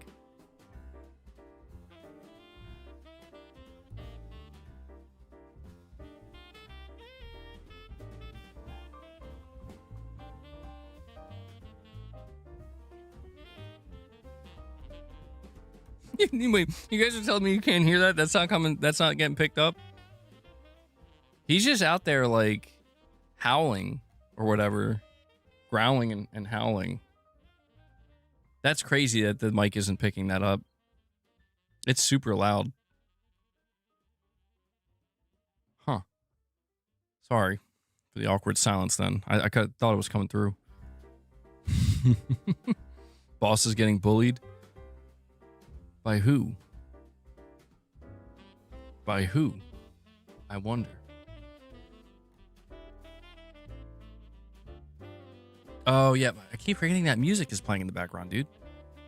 MacTube comes in with another $2 direct donation saying, of course I donated. Can't stand Rich Rod, but I'm trying to pick up a slack for the direct donos, even though they were useless since he got banned. Rip Rich Rod. Rich Rod, if you're out there, bro, you're not banned. You ain't banned. You're still welcome here. You're still a valued member of the community. We just have to be, you know, we just got to be more chill, more respectful. More respectful going into 2026. I'm looking at the... Yep.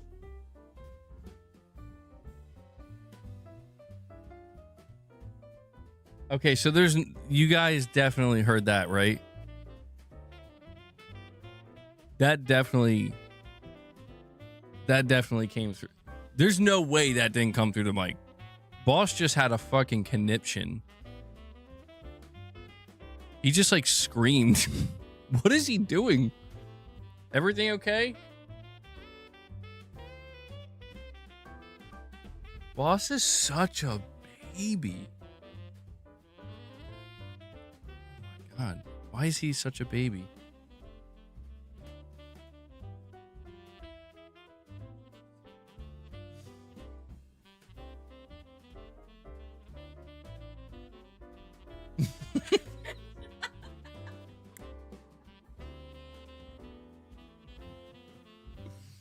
I'm sorry, guys. I know it's probably just awkward silence with some Christmas music on your end. There's like a whole situation going on with Boss, and he just like ran into the room hissing. Oh man, I'm sorry. No, it's not that, Chopper. It's a secret. I can't tell you yet. Oh man. All right. Let me get caught up here. Where am I at? I'm lagging for you a bit. No, not yet. No. Definitely not. Definitely not. He's pricing ceilings for MBG for the basement. Yeah, Michael, you gonna come over and help help me finish my basement? Zanarkan, I'm sorry, bro. I'm keeping him waiting with the super chats. I just got so many different things going on around me right now. It's chaos. Zanarkan, bro, thank you so much, dude. You've been dropping so many super chats. I've completely lost track. You're saying MBG Avatar 1 is still impressive today. Don't worry, just watch one per day, and you get the 4K get the 4K Blu-ray movie bundle. Bro's trying to really sell me on that 4K bundle. All three visuals impressive. Trust James Cameron, man. I do like James Cameron. Yeah. I mean, bro, he's a creator of the Terminator. You would think I would have been like day one for Avatar, right? And you say here, MBG, we have a gentleman's agreement for you to pronounce my name differently until you play Final Fantasy X. That is true. That is, chances are I'm probably always going to be pronouncing your name this way then. I don't think I'm ever going to do the Final Fantasy X playthrough. I mean, if they remake it, I might. If they remake it, I probably would, actually. Michael, you're saying I'll do the electrical F drywall. Yo, whoever, Rich Rod, if that's you, whoever's doing it, MacTube doesn't appreciate it. MacTube doesn't appreciate you using his name. Don't worry, MacTube. At this point, I know it's not you, bro.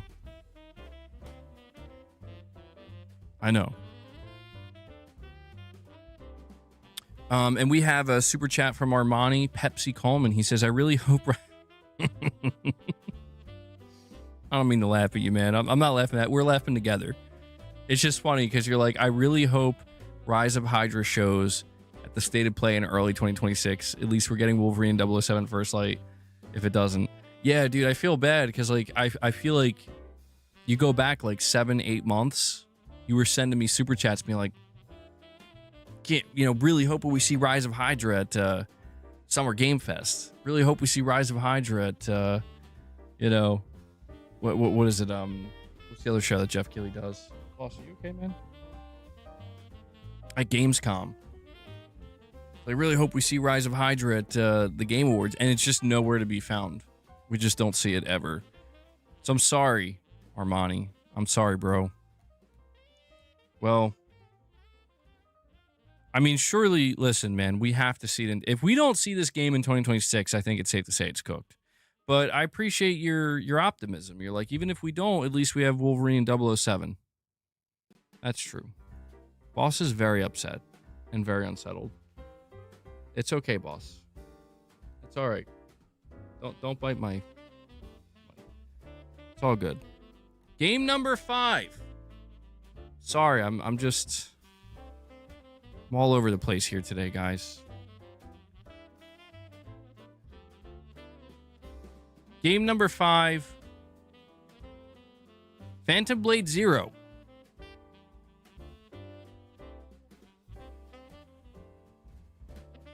Oh, bro.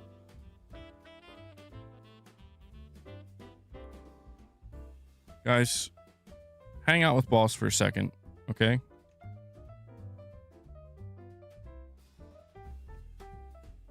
What's wrong with it?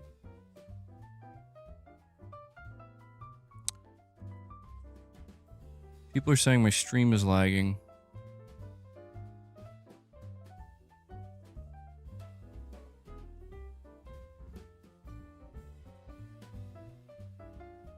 Did that package?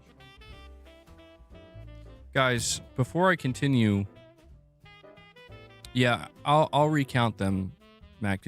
Is anybody experiencing lag? Is anybody having trouble, any problems with the stream? My audio is cutting off? Huh. Few people are saying that, yeah. Come on, man. Come on. Oh. I can't wait till I can finish my my basement and do a new setup, because I'm hoping boss will have much more space, because this, bro, please leave me alone, man. I love you, boss, but you're just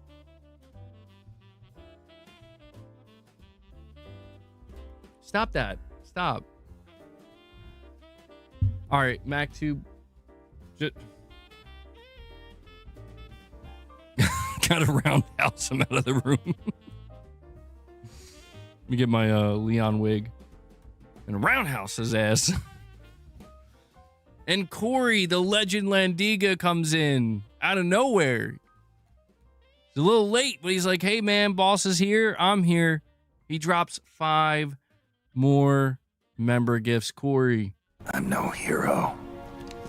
Never was. Never will be. Corey, thank you so much for the member gifts, buddy. Guys, we're now at 10. We're 15 away. Did you bring it in, or? Oh, okay. I was just going to get it if you didn't. I got a rug. I got a new rug.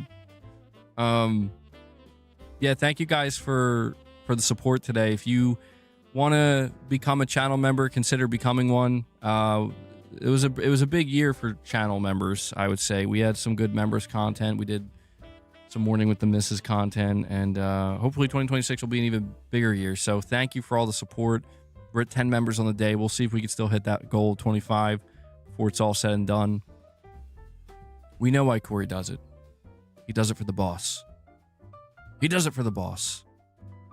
And Luckspace comes in.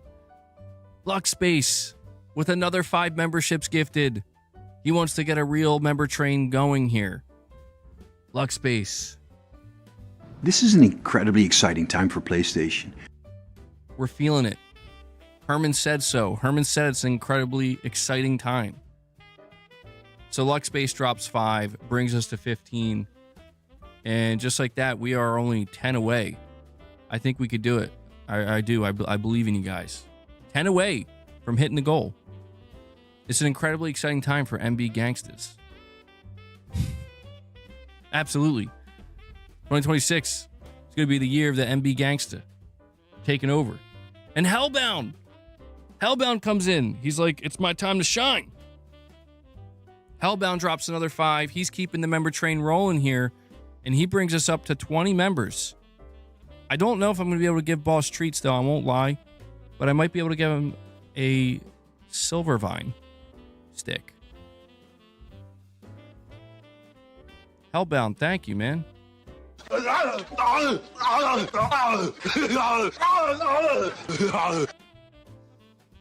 And just like that, guys, we are 5 away. And Zanarkand's still going. He's still he wants to share the good word of Avatar. He says, MBG, was the Avatar game criticism just the first person view? If there's a third person view update, I should check out the game as an Avatar fan. Yeah, I'll have to look in. I could probably bring it up, Zanarkand. I heard that the Avatar game wasn't really bad, but I never looked too deep into it. It's turbo time. It is, dude. It is turbo time for Boss. We're 5 away. We're 5 away. We're at 20. Who's going to dunk it? I know somebody will. I know Rich Rod's out there. I know he's listening. His tax is still in effect. Rich Rod, you have 5 memberships, buddy. The Avatar third person's really good. What's the name of the game? Avatar Frontiers of Pandora. Avatar Game Informer a day ago says Avatar Frontiers of Pandora could be an all-timer if Ubisoft added one thing. Sure, the recent third-person update helped bring the entire game up, but it still needs one more thing. The Avatar game is so good, they don't need to make the movies anymore. Frontiers of Pandora. This is all like from the last week. Frontiers of Pandora made me care about Avatar in a way that movies never could. Yeah, I don't know. It seems like the game was always good. Oh, it's because they released the From the Ashes DLC. Okay. Avatar Frontiers of Pandora is aging in reverse. Avatar video game beats movies with 3 major improvements. Jeez. They really, yeah, I guess they really improved it quite dramatically because people are giving it like a ton of praise.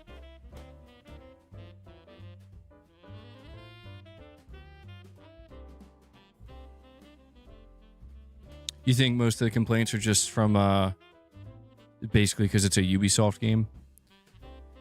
Yo, what's up, man? Sinai, what have you missed? I basically talked about 4 games I'm looking forward to in 2026. We talked a little bit about Naughty Dog. We've been talking about Avatar. Corey, I know. We have a gentleman's agreement. Me and Zanarkand. We've agreed that I will continue to pronounce his name that way until I play Final Fantasy X. Only when I play Final Fantasy X am I able to pronounce his name correctly. Yeah, I don't know. I forget why we even made that agreement, but it's fine. I think it's because originally I was just pronouncing it wrong. Mac, you were saying you've been opted in for to get a gifted membership forever, but you still never get one. Even though I'm on every stream, I can't figure it out. That is kind of weird, dude. So MacTube, you're saying you've never been gifted a membership on the channel? Ever? Gothmog says the same. There has to be a reason. Something with your accounts. Because I see you guys all the time. And I see people that I've never seen their names before receive membership gifts. I don't know. Sorry to hear that.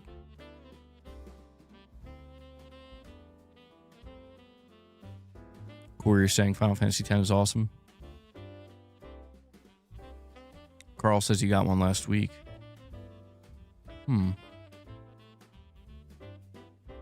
Yeah, I don't think I'll ever go back and play Final Fantasy X. If they bring it up, maybe I would.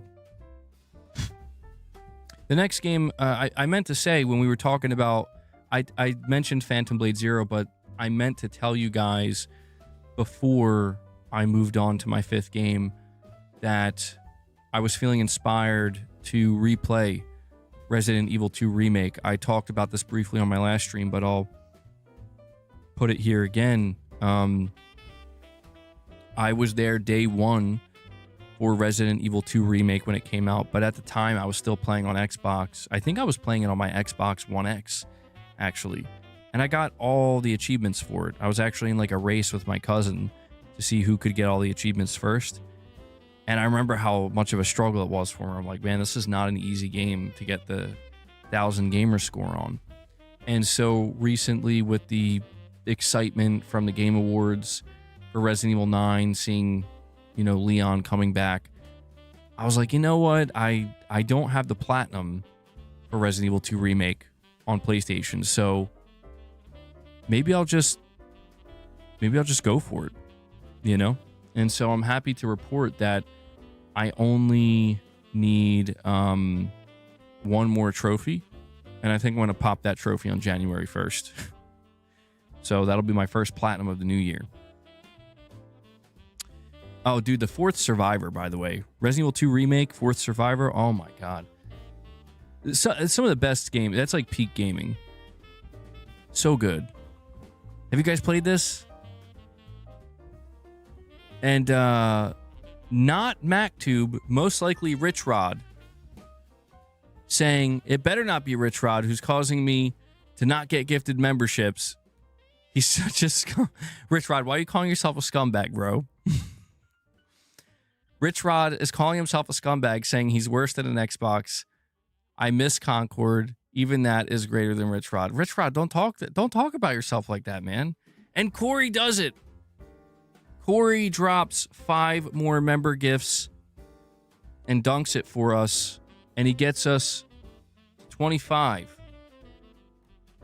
Gets us to 25. I'm not going to put up reps today because I can't do reps today, even if I wanted to. I'm going to go get Boss Silvervine. Rich, that's another tax. I know it's you. I know it's you, Rich. We all know. We all know. We caught you.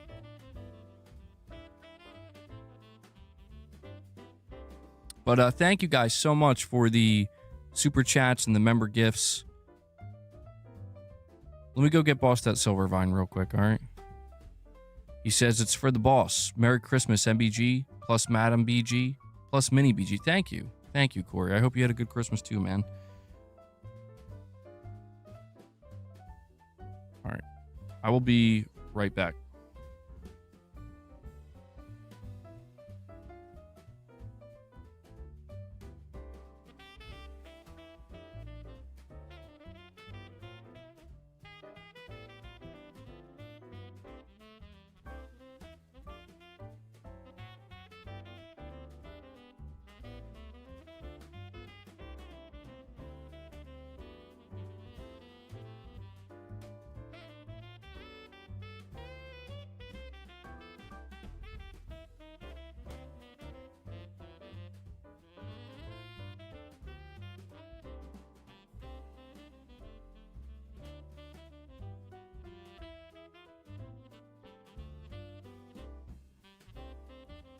All right. Sorry about that. Go, man. I think I'll like it.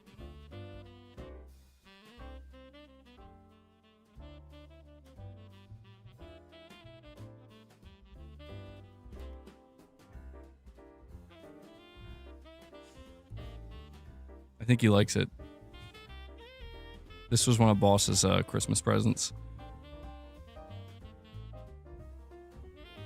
And we have Zanarkhan. Once again, he's still going, bro.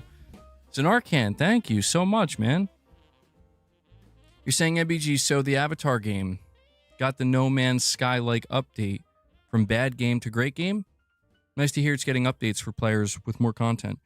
Yeah, I mean, one of the most interesting headlines here, where is it? It says Avatar Frontiers of Pandora is aging in reverse.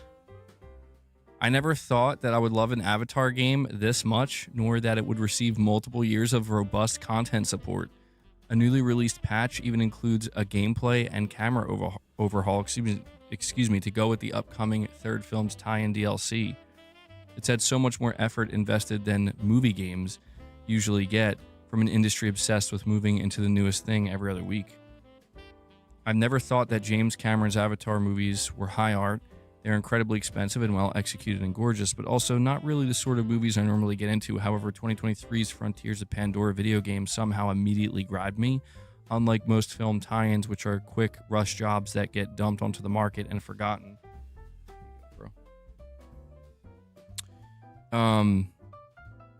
Ubisoft went all in on groundbreaking technology for the initial release and then spent time working on a ton of cool stuff for the game over the last 2 years.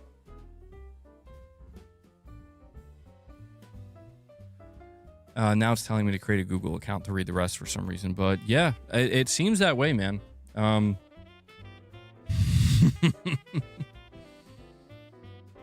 It's a game that when it came out, I remember people just being very much like, it's all right. But yeah, No Man's Sky, that's crazy too. Still seeing No Man's Sky pop up at the Game Awards. And what's that game that's coming out from them? Light No Fire? Is that the name of the game? I remember when that was revealed, people were losing it because it looks really good. It'd be funny though if I do end up watching the Avatar movies and I like them. Light No Camels. You want Boss to throw the stick back at me? It does just look like a stick, doesn't it? I just gave Boss a stick. Having a good time with it. Boss, look at me.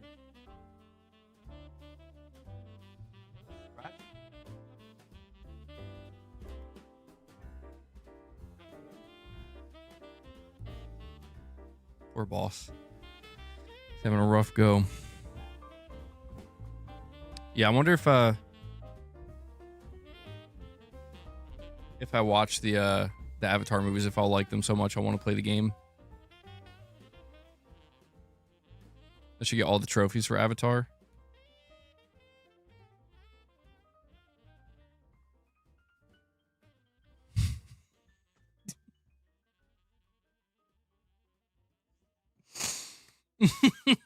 Okay.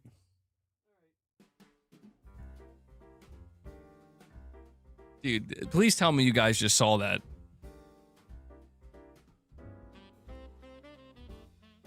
Dude, he almost just got messed up. Almost fell.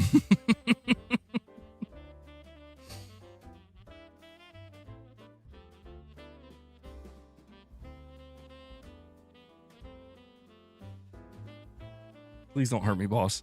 He's got some sharp ass claws, dude. Boss is really nice though. He doesn't.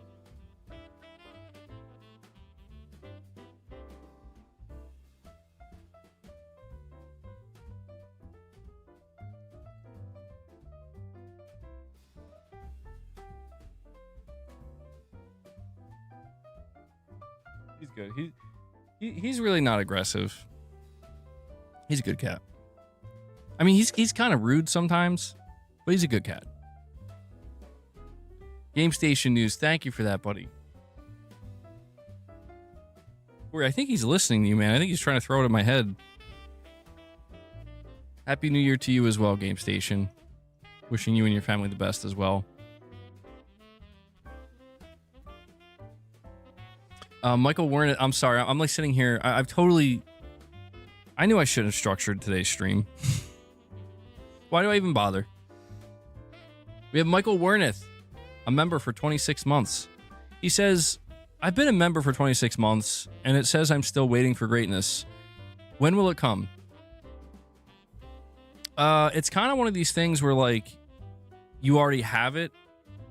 Like, you're waiting for it, but you're waiting for the thing you already have. You already have greatness, Michael. It's within you. It's in here, man. I've been waiting for somebody to ask me this question. I've been waiting for so long, and I finally had the opportunity to answer it. Or maybe, maybe they'll just be like a new $50 member tier called Greatness Achieved. And my answer in the future will be, well, when you upgrade to the $50 member tier, then that's when you've officially found greatness. All right. So the next game on my list, this is so bad, man. One day I'll have structure, guys. One day. Number 5, Phantom Blade Zero. Phantom Blade Zero is looking like it's going to be a top-tier gaming experience, a peak gaming experience. It actually looks amazing. And we did find out that Sony apparently decided to lock it down as a timed console exclusive for like 1 year. So it seems like it'll eventually make its way to maybe Xbox, perhaps Switch 2, but till then, Sony's got it for a year. And I can't blame Sony for locking it down. The game looks amazing. They probably see that there's an immense amount of hype for it. It reminds me of Black Myth Wukong, where there was so much hype for it, and people were like, this game's going to be amazing. And yeah, people were right. I didn't finish Black Myth Wukong. I don't know. I don't know if I like Black Myth Wukong as much as everybody else did. Something wasn't clicking with me with that game, but maybe I didn't give it enough of a chance. I think I stopped playing it because something else came around, and I was like, oh, okay, I'll move on. But yeah, Phantom Blade Zero, we got finally the release date. It kind of sucks that we have to wait all the way until September to play it, but I mean, dude, like, again, if none of these games get delayed, if Phantom Blade Zero comes out in September, then maybe you have Wolverine in October and then GTA 6 in November. It's like, bro, it's gonna be quite the combo there. Is it Souls-like? No, they've reiterated numerous times it's not Souls-like. It's not. It seems much more like just a flat, I won't say flat, but a more traditional action game where you're not necessarily, you're not necessarily doing like the whole block and parry. I think it looks like you're going to have some level of defense where you can dodge and stuff, but it seems like it's really just about doing like the coolest possible moves and combos. I would say it's more like something like Devil May Cry, potentially, compared to something like Dark Souls or Elden Ring.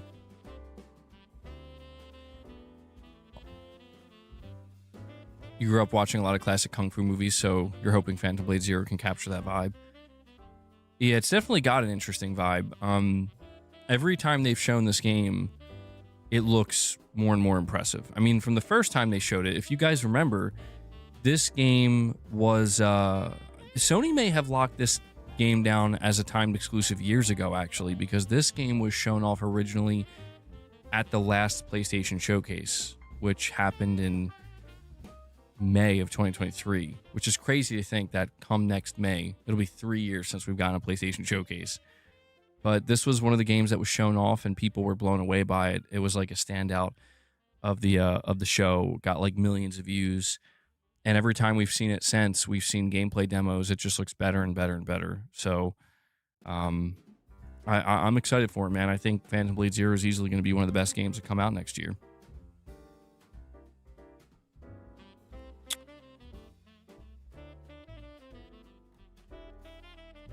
So Narcan, you're saying you're going to check out the Avatar game next year? Yeah, when you do, you have to let me know how it is, man. MBG Maximilian Dude recently said he played the game and they have 35 different weapons and completely unique styles. That's a lot, dude. Like, if each weapon has its whole play style, like a thoroughly developed play style, that's pretty sick. Because the animation, the combat's so animation heavy. So all of them are going to have these crazy, animation combos you can do. Yeah, Phantom Blade Zero is, I think, going to be a big game next year, dude. For sure. I think Phantom Blade Zero is going to be the the Black Myth Wukong, essentially, for 2026. That's what it's looking like for me. And Zanarkand with another super chat. Zanarkand, thank you, man. You're saying, MBG, I've been playing Resident Evil 4 Remake. Never played RE4 before. Great game. The enemies sneaking up and kidnapping Ashley while I'm fighting them and bosses. It's annoying, though. The puzzles are tricky. Yeah, it's really interesting that it's your first time playing RE4. Well, enjoy it. Savor it, Zanarkand, because it's one of the best games ever made.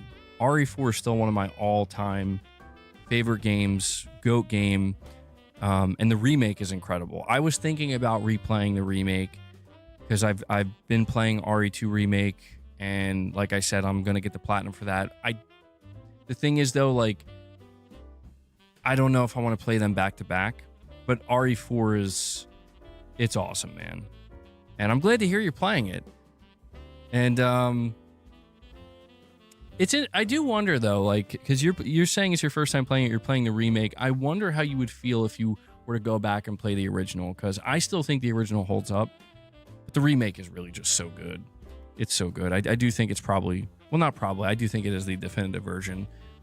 If I had to choose between playing that version or going back and playing the original, I would still choose the remake. And apparently the DLC is really good. That's the one thing I haven't played yet for RE4 Remake, which I'm sad to say, but they have the Separate Ways DLC, which that got a ton of praise as well. So you can consider that when you beat it. And let me know if you're going for the platinum for that one, Zanarkand, because that's like the big thing. I beat Resident Evil 4 Remake a few times, and I have probably like a quarter of the trophies unlocked. But I remember I felt really intimidated by the platinum, like beating the game in professional mode and getting like an S rank and all that stuff. I'm like, oh, I don't know, because I just did that for Resident Evil 2 Remake, and it's not really easy. I'm not gonna lie, it's kind of difficult. It's pretty difficult actually. So I don't know if I'm up to the task of doing it again. Sony's E3 2025, still my favorite. E3 2025. Corey. I know. You meant 2015. That's funny. E3 2015 was a big one for Sony. I remember people were losing their minds. I miss that. I miss the spectacle. I do. We don't really get that anymore.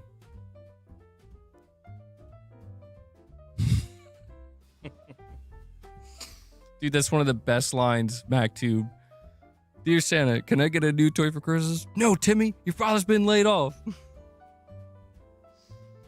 Dude, Sinbad's delivery in that, so good. So good. So good.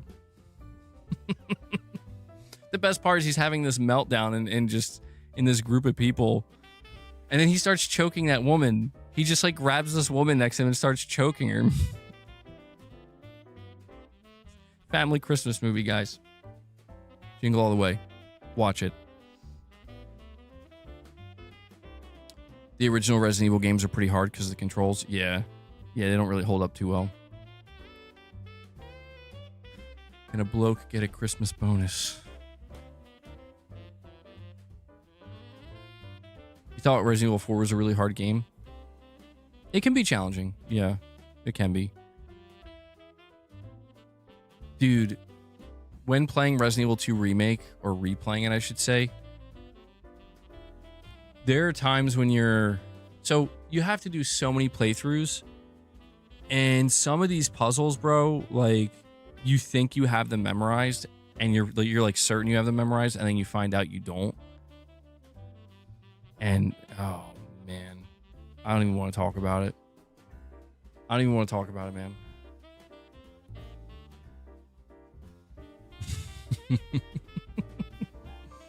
Ansel, that's funny, man. You did Resident Evil 1 in under 3 hours.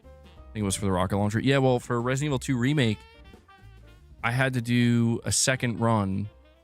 So they have like new game and then they have second run. And to get the S rank for the second run, you have to beat it in 2 hours or less. And I had to watch a little walkthrough to make sure I had the most efficient way, because I'm like, I ain't doing this again. Like, I don't want to fail this because I'm not doing it again. But dude, let me just talk about Resident Evil 2 Remake for a second. Has anybody here played the fourth Survivor game mode in Resident Evil 2 Remake. Has anybody here played this? We got like 157 people here watching. Surely a few of you have played this. Just tuning in, hype levels for Crimson Desert. I'd say pretty high. Pretty high. It's looking really, really good. SMGO, you played it, Steve. Dude, what is Resident Evil? Come on, Michael. Surely you know what Resident Evil is. Not sure I did the S rank. It was such a long time ago. Dude, the fourth survivor is just one of the coolest things ever in a video game.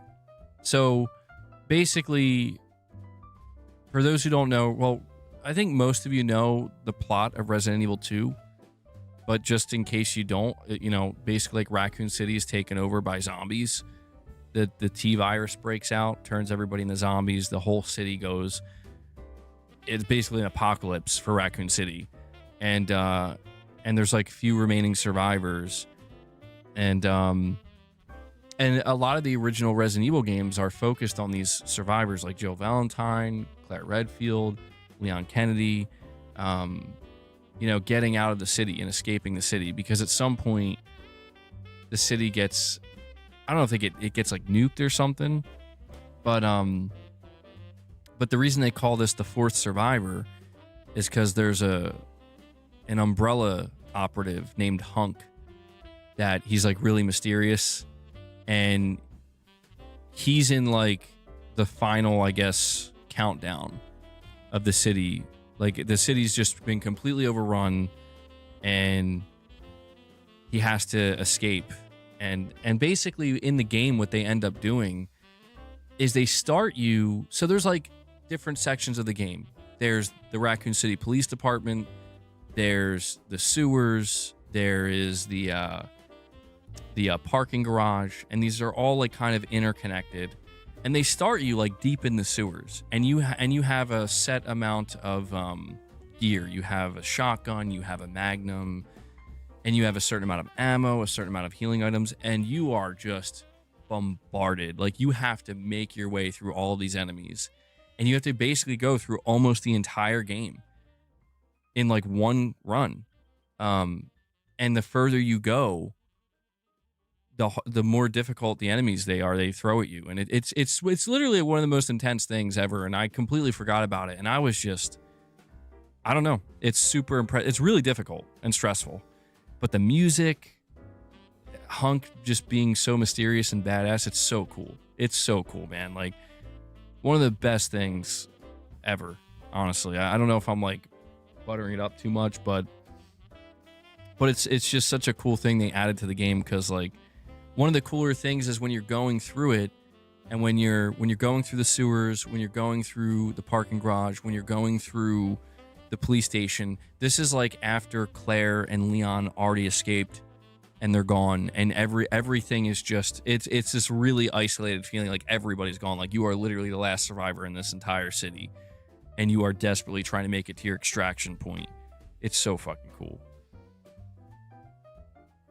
We have Xanarkin. He's coming in with another super chat. Bro, Xanarkin, thank you so much, man. You've been very, very generous this stream.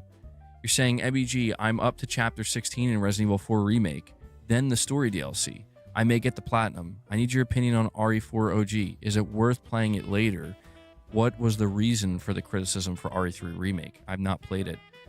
Well, so you're pretty much almost done with the story of Resident Evil 4 Remake. And you're saying you're going to play the DLC. Yeah, if you do go for the platinum, come back and let me know. You don't feel pressure. You don't have to. I'm just curious. Like, you'll have to let me know if you think I should go for it if you end up getting it, because the idea of it stresses me out a little bit. But I'll be honest, you don't need to play the original if you're playing the remake. And especially if you platinum it, I mean, you don't want to get burned out on it. I would say only go play the original if you just are curious. I don't think you're going to want to replay the whole thing. It will feel like a downgrade compared to the remake, obviously, but there's a charm to it. I would say as well. You know, if you go back to any of these older games, they all have a certain charm that these remakes just simply can't capture in terms of it's a time and place situation. You know, in terms of the graphical capabilities and the art styles. So, yeah, I would say Zanarkand, only go back and play the OG if you're really feeling it and you're just really curious, because yeah, I mean, I remember before RE4 remake came out, I decided to go back and play the original a little bit. I didn't beat it, but it definitely added like a greater layer of appreciation for it. But it's not needed. And when it comes to RE3 remake, you know, I don't remember why people were so upset with it. I didn't play it that much. Why did people not like RE3 remake? I think there was cut content. This AI overview says fans disliked the Resident Evil 3 remake primarily because it was too short, overly linear, and cut significant content and exploration from the original, feeling more like a DLC for RE2 remake than a full game, with a less effective scripted nemesis and a shift towards action over horror. Key complaints include the removal of iconic areas like the clock tower, factory, and cemetery, less complex puzzles, a weaker plot, reused assets, and a watered-down atmosphere compared to the original's intense survival horror experience. Yeah, I mean, I kind of remember this. Like, I remember when I was playing RE3 Remake, it felt really short. And I did play most of the original Resident Evil 3, and I did kind of recall how it's like, yeah, for some reason, the remake doesn't feel nearly as scary.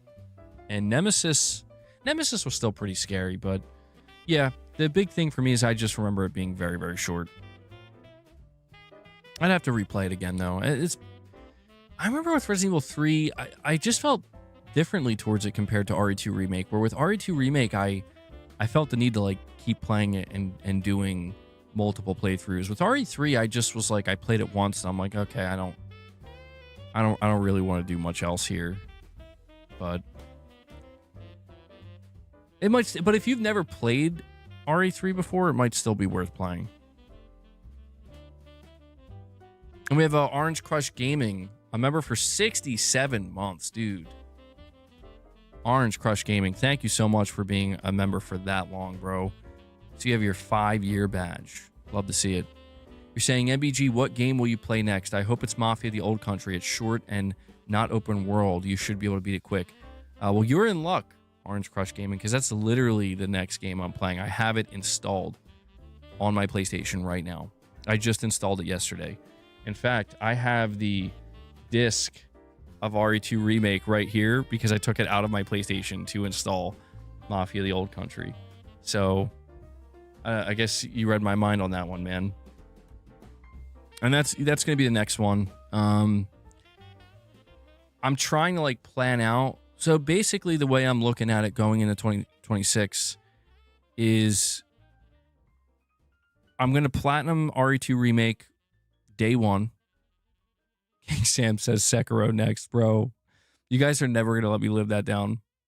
I'm going to platinum RE2 Remake day one.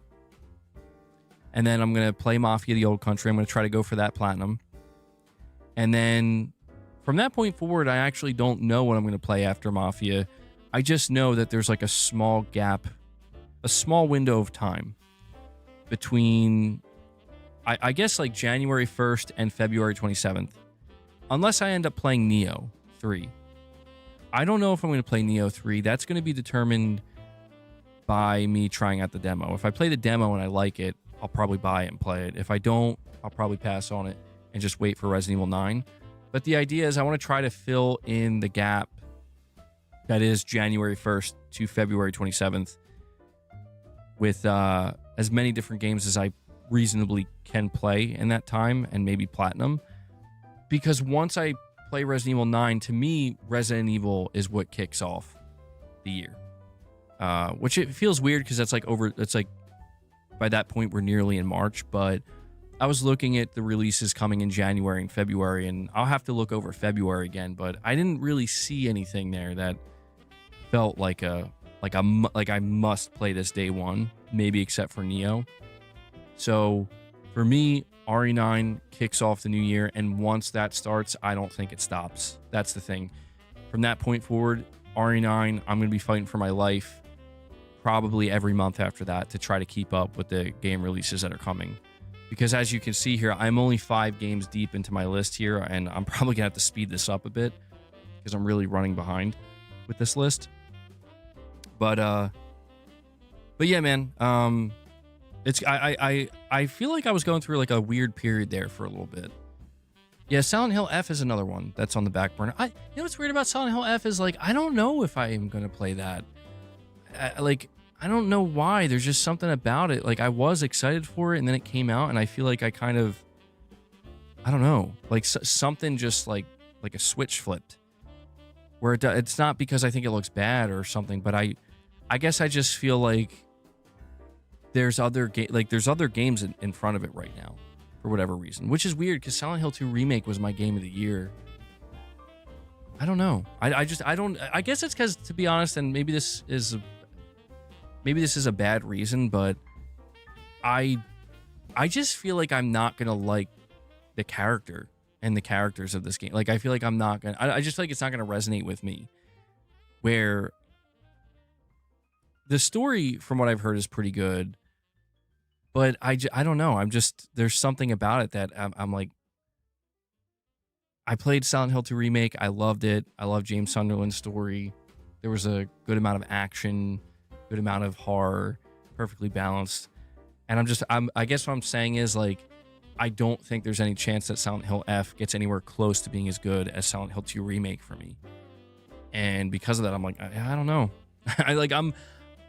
I'm almost just tempted to just wait for Silent Hill 1 Remake, but I'm not sure. You know, my mind is always kind of shifting. So I say this now, but who knows, maybe 2 weeks from now, I'm like, actually, I want to play Silent Hill F right now. Yeah, people still want me to play Sekiro. Maybe, I don't know. I'll tell you, if they ever like remake it or remaster it, I'll go for it. I know that sounds shitty. Anything to avoid it, man. It's just because I know what that game's going to ask of me. I know. And it's been a while since I've played a game that's really challenged me, and you know, I got different challenges I'm taking on right now. Yeah, I saw that. You're saying apparently there's going to be a new Silent Hill game every year. So, this is kind of news. Yeah. Let me see if I can find the, where is, there's a quote. So, Okami on Twitter says Silent Hill series producer says they plan to release one new Silent Hill per year. Quote, following the release of Silent Hill 2 in October 2024, we were able to deliver Silent Hill F in September 2025. And the Silent Hill series is now back on track. We aim to release about one title per year, including both announced and unannounced titles. We're not sure how far we can achieve this, but we'll do our best. So, I don't know how people are going to feel. I don't know if that's like a good thing per se, but I guess I kind of understand why they're going for it. I will unsub and end my membership if you don't play Sekiro this year, MBG. Or wait, next year. I was like, bro, this year you only give me a couple days. Well, we'll see, man. We'll see. If I ever do play Sekiro for you guys, like, if I ever do that, it's not going to be something I stream. I'll tell you that. Maybe after, like, I beat it or something and I feel confident. But I think I ruined my first time trying to play it because I tried to make it a spectacle where I'm like, I'm going to... Sorry, I'm itching my eye so obnoxiously. Allergies, man. Where I'm like, I'm going to record myself playing. And I think it was just adding the stress where I'm like, I don't perform well under this kind of pressure. And I was just like, what did I get stuck on? I got stuck on one area. But if I ever do it, I'll let you know. Obviously, I'll let you know. King Sam, you'll be the first one I let know. First one.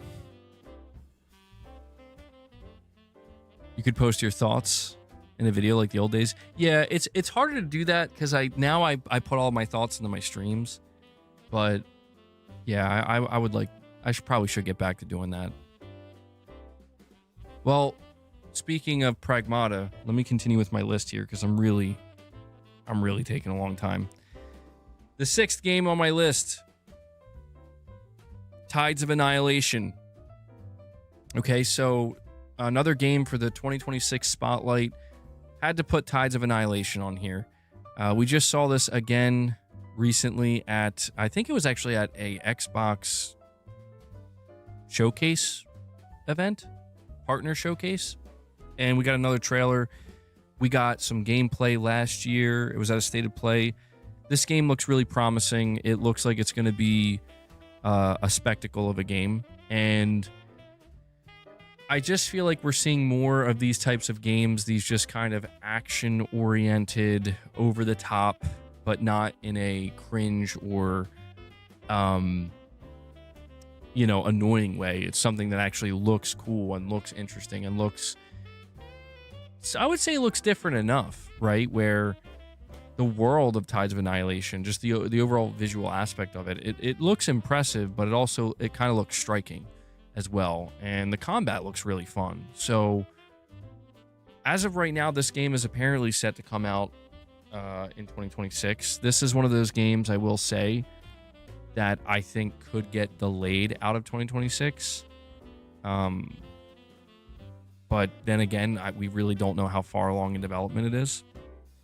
So I might start going through this list a little bit quicker. By the way, I apologize. This is what happens when I do this stuff with streams. This is why I should just make videos sometimes. Like, I should have just made a recorded video before I mean, it's, I've been very busy lately, but not that that's an excuse, but I just should have done that for the sake of keeping it organized, Like, if you don't want to sit here for 3 hours for me to finally get to number 7, you could just watch the video, but we will move on to number 7 now. And, yeah, Jenna, you're asking about Pragmata. Number 7 is Pragmata. Now, here's the thing about Pragmata. I'm not really fully sold on it yet. And I don't know if I'm going to be. Sage, you're saying I wasn't doing bad with Sekiro? Thank you. I don't know if I'm going to end up... Like, I don't know. Pragmata, it's a game I felt I had to put on here because there's a pretty good chance I'll play it, but it very well could be one of these situations where if I'm playing something else at the time, it's going to take a back seat. The whole thing about Pragmata that's kind of turning me off to it and making me feel like I don't know if I'm going to like this is the puzzle combat. Like, that sounds like some of the most stressful gameplay ever. But it could be one of these things where, like, I hope they put a demo out for it. Because it could be one of these things where it's like, well, it sounds stressful and it looks stressful, but really it's one of these things where you got to play it yourself and get a feel for it, and it'll click. And once you do that, it'll feel really good. There's no demo out for it yet, right?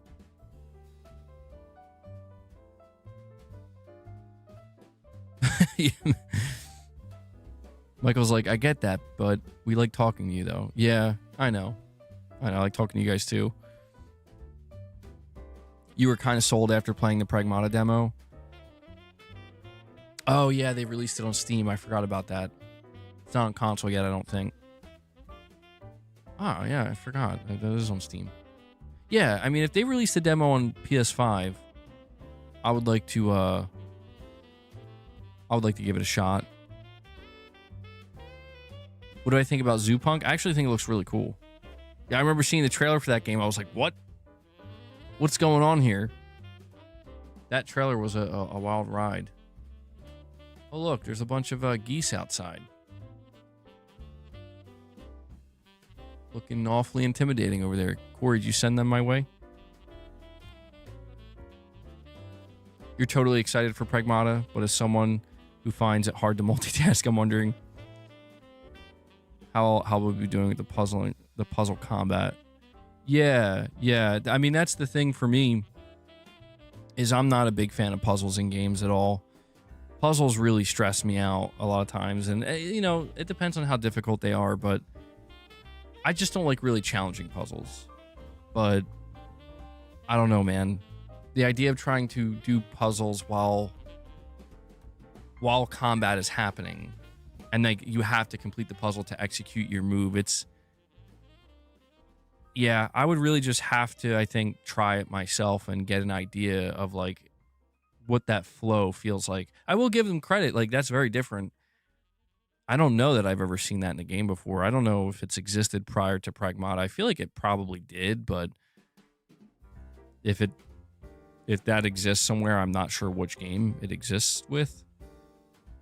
But everything else about Pragmata looks pretty good. The characters seem kind of interesting. The story, I mean, I don't know. Maybe it'll end up being an awful game. I'm not sure. But I know it's a game that we've been waiting a long time for. So I put it on my list here because I do think it deserves a bit of a spotlight. I know a lot of people have been waiting for it. And, you know, we'll just have to, we'll have to see where we're at with everything we're playing by the time it comes out.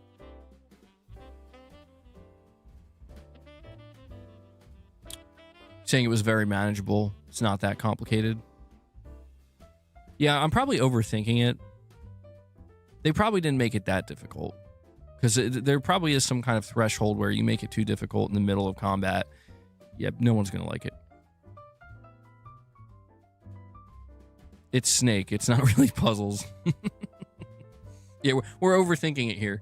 Making it sound like they're making us solve, you know, algebraic equations just to execute a move. MacTube, we're going to talk about that on January 1st when I do my PlayStation prediction stream. All right. So hang tight. They take like 2 to 3 seconds. Oh, that's not too bad. Yeah, I thought you were going to be sitting there for like 15 seconds straight. Every move. We're going to move on to the 8th game, though. And this one, I got to say, like, it looks so impressive. This is absolutely a game I could see getting delayed, by the way, out of 2026.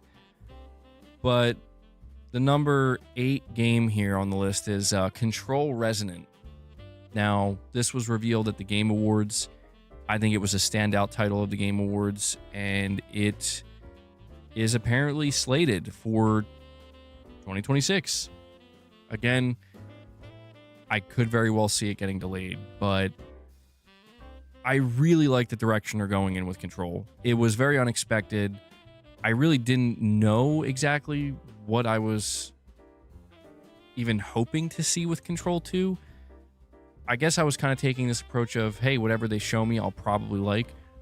But I can say with what we saw of Control Resonant that what they've shown, going with like melee combat now, going out into the city now, and like the what's it called, the anomaly, is that what it's called, or the hiss or whatever, it's kind of made its way out into the world now. I really like that. I like the direction they're going in, and it looks like it could be like an absolute banger of a game. I'm going to be honest. And Armani Pepsi Coleman says, I keep having the debate Insomniac's Wolverine versus Captain America. Insomniac's version of Wolverine looks OP, so I say Insomniac's Wolverine. He's got it. Armani, he's always debating who's going to win in a battle. Insomniac's Wolverine or Captain America. I'm assuming you're talking about the Captain America, that the version of Captain America we're going to be getting in 1943. Yeah, it feels like it's too hard to tell. I mean, I don't know that Captain America ever wins a battle against Wolverine. Wolverine's pretty, I mean, he's pretty tough, man. Like, he's got a lot going for him where, like, I mean, he just straight up heals. So he's almost indestructible. And I feel like Captain America, basically, like, what Captain America's shield is what's, it's like what Logan's bones are. I mean, I know they're, like, different, but yeah, I'm going to give that to Wolverine as well. So yeah, Control Resonant, a game we definitely want to keep an eye out for, I think, in 2026. And if they are planning on releasing it in 2026, they just revealed it a couple of weeks ago. I'm assuming we're going to see a big marketing ramp up to it. We're going to see a lot more gameplay. I expect it to show up at maybe a State of Play or maybe an Xbox show or Summer Game Fest, places like that. I'll be interested to see what the release date ends up being, because if they are targeting 2026, that means the game must be pretty close to being done. And so I would think it's maybe like definitely a second half release, but maybe like a summer release, like a late summer, maybe like a September game. I could see Control Resonant, assuming they're not just putting the date out there or the year out there just for the sake of it for like shareholders or whatever. But yeah, I could see that being like a mid-September game, early mid-September. That'd be perfect. See, this is what I mean though. Like when I think about the release dates of these games, like, you know what? I take that back. I do not want to see Control Resonant come out in September, because then it's going to have to compete with Phantom Blade Zero. You see what I'm saying? It's already nightmare mode, bro. Like that right there automatically stresses me. But we are going to move on to the 9th game here. Again, I'm just trying to make sure I get through this list. I've been taking too long with each game. Wolverine, I would say, is probably going to be maybe like the last week of September, first week of October. That's what I'm thinking for Wolverine. But my number 9 game here is 007 First Light. So this game recently got delayed to, I think, like May 27th. It was supposed to come out in March. They delayed it by a couple months. 007 First Light looks really good. I'm not really a big James Bond fan, but I did watch that State of Play for it, and I was pretty impressed. It looks like a really fun game. It looks like it's kind of filling in that space of like Uncharted and Hitman and kind of a combo going on there. Yeah, it definitely had some issues, and I'm assuming that's probably why they delayed it. They're going to need a little bit more time. But this is a game that, I don't know if I could say it's going to be a day one purchase. It really does. It looks good, and I would like to play it, but it depends on what I'm playing at the time. There may be something in May that I'm already playing that's taking priority over 007 First Light. But that seems like a game that at some point I will get around to. MBG, did you see several Square employees mention Ghost of Yotei was their game of the year? This shows Square still has a strong relationship with Sony. I hope they release a Sephiroth DLC for Yotei. I don't know. I mean, I don't necessarily know that indicates that they have a strong relationship anymore. I'll be honest. I feel like the relationship between Square and Sony just it imploded on itself. I think that Square really thought that by them being in bed with Sony, that like it was going to guarantee their success, like their next level success, and it just didn't do that. And I think Square got pissed off. I don't think it was Sony's fault. I don't think it was anybody's fault. I just think it's like they just expected much better results. I'm sure Sony did as well to a degree. So I'm not to say that their relationship is like terrible. Like Square still obviously values PlayStation as a partner, but I just think the days of them doing like exclusivity deals and stuff, I think that's over, like completely over. But we'll see. We'll see.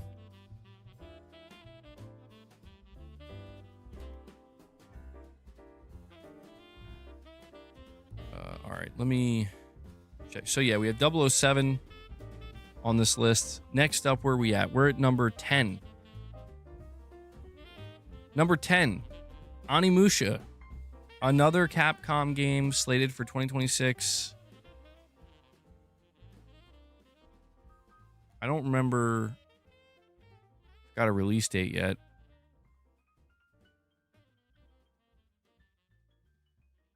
I'm checking now. So Onimusha still didn't get a specific release date, but it's still targeting 2026. What is Onimusha? It's that sword game. It's the samurai sword game, you know? Isn't that a great description? No, he's like fighting the demons. So I've never played an Onimusha game. I never played Onimusha before, but everything I've seen of this, I guess it's like a reboot. It looks promising. It looks promising. I've liked the gameplay that was shown. It looks like it's going to be a pretty fun title. So, yeah, dude. MacTube, I know, bro. It's crazy. Saying I have my reservations for Onimusha. It looks good, but it doesn't really stand out amongst other games. less like the older games. Yeah, I guess for me it's just more like it feels approachable and that I've never played an Onimusha game before, and I do agree it doesn't necessarily stand out. Like, it's not the most distinctive game, but for me, they got the most important thing right, which is anytime they've shown gameplay, I'm like, that looks pretty fun. Yeah, like that looks like the gameplay loop would be pretty good. And we have Metal Gear Ray, member for 51 months. Thank you, Ray, for being such a long time member. You're saying MBG Square has been talking about Chrono Trigger again. We might see a remaster or 2.5 HD remake. Can't wait. Keep up the kick-ass content. Well, thank you so much, Ray. And yeah, I know you're not the only one. I know Corey has also been clamoring for a Chrono Trigger something proper remake, but saying a remaster, 2.5 HD remake. What is that noise? There's always weird noises going on around my household. I just never recognize what they are, and I get distracted. But Chrono Trigger, it's always interesting to me when I see people that have this deep love for games that I just know nothing about. But Chrono Trigger is one that I've seen pop up over and over and over again, and people just express this. They have this level of admiration and again, just like love for it, where it's like they are begging Square to please do something with it, bring it back, something, remake it, remaster it, anything. Yeah, Xenogears is another one that I see pop up, and I don't know. I mean, if they did like a full-blown Chrono Trigger remake, I would be maybe tempted to try it. I don't know enough about it. I don't know if it would be my type of game or not. If they did like a remaster, yeah, I don't know. I probably would be much less interested in picking it up. I don't know. With some of these Japanese games, some of these JRPGs, it's like even with Final Fantasy, like I already feel like I've started falling off of it again, where I'm like, oh wait, like I got really into it with FF7 Remake, FF16. I started playing Rebirth, and I kind of fell off that. Now I'm like waiting to see the third game revealed and seeing if that, like, you know, brings me back in. Probably just indoor plumbing. Yeah, that's all it is, man. If they did a remake like the Final Fantasy, like they did with for Final Fantasy Rebirth thing, I'd be happy, but I want a port or a remaster. I'm surprised they haven't done something like that yet. Like just a straight port. But then again, I mean, I've been saying the same thing about Sony with the like God of War 1 and 2, you know, like, well, these companies are weird. All right, let's see where we're at now. So number 11. I know this is a big one that a lot of people have been very, very, very excited about. And it's one that I always find myself surprised. I'm like, oh, wait, this is a single player game. Crimson Desert. Crimson Desert is coming out in March, and this game seems like it's going to be huge. Every time I've seen a trailer of this game, I'm like, this game almost doesn't seem real. I'm not on the same level that some people are, though. Like, some people are super stoked for Crimson Desert. I'm not on that level, but I'm very much like, this is where, again, man, this is a game that it seems like it's going to be. Does anybody know how long they said it would take to complete this game? Like, this game looks like it's going to be like 100 hours long or more. You think it looks like it's going to release super buggy? It does seem like one of these titles where it's so ambitious. I could see it having some issues, but they did delay it. You would assume they delayed it so they could prevent that, right? So they would avoid that issue. But Dwayne, what's up, man? Yeah, I did start Resident Evil 2 Remake. I am one trophy away from the platinum. It's going to be my first platinum of 2026. Yes. Yeah, you got it. Dwayne, you already got it, bro. You know exactly how it's aligned. They said 50 to 80 hours. Okay, wow. That's still a lot. Yeah, that's still a lot. There's so much in that game, though, man. the mechanics seem complicated. I haven't looked too deeply into the actual like mechanics themselves. I just remember being kind of like bombarded with the trailers of like how much there is to do, where I'm like, oh man, this and the combat looked pretty good. But yeah, Crimson Desert's one I would like to play, but this will be another situation where I know it comes out in March. I'm probably still going to be playing Resident Evil 9 in March. So this is what I mean, dude. I'm already going to be getting backed up on games, potentially. Because you know how I play games. I don't like to just like one and done games. I like to play them thoroughly. I always try to go for the platinums when I can. But yeah, I had to put Crimson Desert on this. Crimson Desert feels like a game that you got to play all the way through without stopping and playing other stuff, or you'll be lost on the mechanics. Yeah, we'll see. Maybe it'll be too overwhelming. Is that a possibility? We're gonna move on to game number 12 on the list, though, and this is another big one. Forza Horizon 6. Now, my assumption is this game will launch in 2026 on PS5. They did confirm that this will be coming to PS5, but they also seem to confirm, and maybe this would change, I'm not sure. They like confirm that it's going to come after Xbox and PC. So I don't know if they're talking like 3 months later. I don't know if they're talking like a year later. My assumption is, considering how well Forza Horizon 5 sold on PS5, that we're not going to have to wait very long, because this game will probably do huge numbers on PS5. But yeah, I like the Forza Horizon games, and I played a little bit of Forza Horizon 5 on the PS5 Pro. It looked amazing.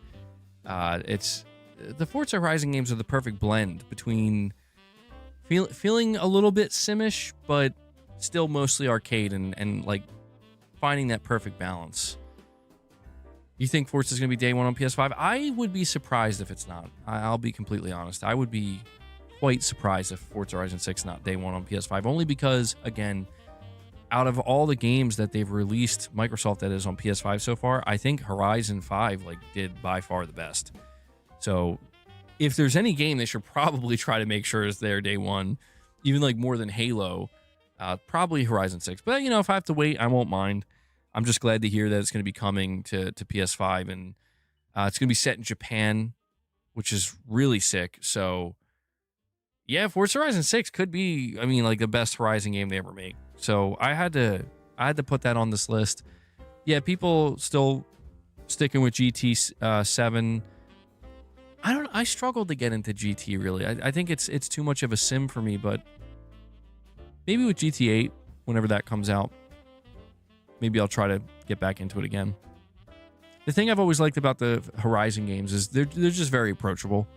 You don't have to really know too much, and it's not really just about racing, It's kind of about exploring the open world and stuff like that. So I'm looking forward to that one, certainly. I had to make sure that was on the list here. And I'm assuming it's not going to get delayed to 2027, like in general. I think that is pretty much going to be a 2026 game. And Michael Werneth with a $2 direct donation says, you should consider unblocking Rich Rod. I know you hate him, but he was our bodyguard and was the best thing. Was the best when he went off the rails. Hashtag free. Dude, Rich Rod isn't even blocked. Michael. I know it ain't you, Michael. He says not to question his alter ego. I'm questioning whose ego this is. What's my list so far? So just to run down the list, we're at number 12. I have 16 games here. There's probably a couple games I left off the list. If I left them off, it's probably just because I forgot about them, because there's so many. But we have Wolverine, Saros, GTA 6, Resident Evil 9, Phantom Blade 0, Tides of Annihilation, Pragmata, Control Resonant, 007 First Light, Onimusha, Crimson Desert, and Forza Horizon 6. And so my 13th game, Tomb Raider, Legacy of Atlantis. Michael, you just wanted to be clear about it? Zanarkhan, you're saying the $2 super chat not showing up from that guy. Wait, hold on. Zanarkhan, you're saying the $2 super chat isn't showing up. That was a, that was a direct donation. The direct donations don't show in the chat, but they show up on screen when they pop up like a super chat would. So that's probably why you're not seeing it. Yeah, I mean, there's always the alternative if you guys want. You can always do the direct donation link if you prefer that. I think it gives you a little bit more, like you can type a little bit more. Not a whole lot more, though. Just a few more characters. But yeah, 13, I'm going to put Tomb Raider Legacy of Atlantis. Who was the guy who donated? Supposedly it's Michael Wernick, but I have a feeling it's secretly Rich Rod.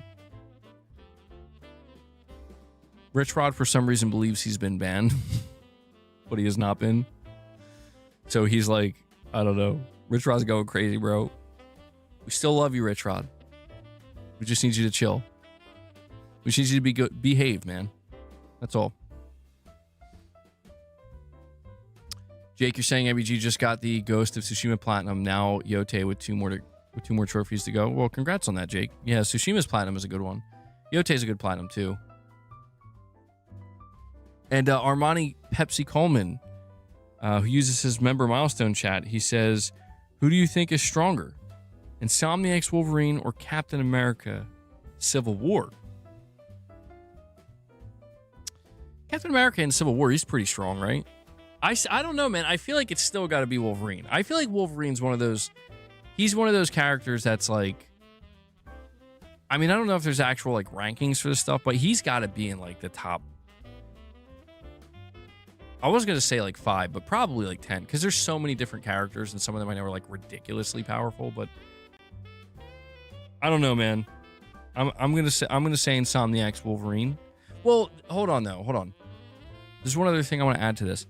We don't actually know how strong Insomniac's Wolverine is. Like, they may have to actually make him a little bit weaker for the gameplay. Like, with the amount of damage he can take and stuff. Like, he might not seem as tough as the comic version, or the like, he might not be able to take as much damage as the comic version or even the movie version. So, I'm still gonna give it to Wolverine though, because I'm a Wolverine fanboy. You know how I roll, Armani. But yeah, so we saw at the Game Awards the future of the Tomb Raider series, and in 2026 they're doing a reimagining of the first Tomb Raider game, and I watched that trailer a couple times. It looks really good, man. The new Tomb Raider game looks like it's going to be good too for 2027, but this is a great way to, I think, like kind of kick it off. And yeah, I mean, Tomb Raider is such a classic game. It's a classic game that I think is very synonymous with the PlayStation 1, and it's just always so cool. Like, what's so cool about the Tomb Raider Legacy of Atlantis reveal is it's for such an old game, you know? I mean, we are talking about like an original PS1 game, and it's always cool to see like PS3 remakes and even PS2 remakes, but there's just something crazy about seeing PS1 games remade. There's something so crazy about that, and that's another reason why I'm looking forward to the Silent Hill 1 remake, which I didn't put that on this list because we don't know if that's coming next year or not. But yeah, the OG Tomb Raider's coming back. That trailer looked amazing. I think I might be more excited for that than the new one coming out in 2027. But yeah, man, it's just, I will say, I think this game is one that could get delayed, potentially. Any game that doesn't actually have a release date, but just has a year, I'm assuming is subject to potential, significant delays.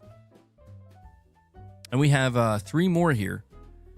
So we're going to go to number 14, and number 14 is OD Knock, the next Hideo Kojima developed horror game, or maybe like the only horror game, proper game that's going to release We got another look at OD earlier this year, and we didn't see too much. I'm sorry, I keep itching my eye, guys.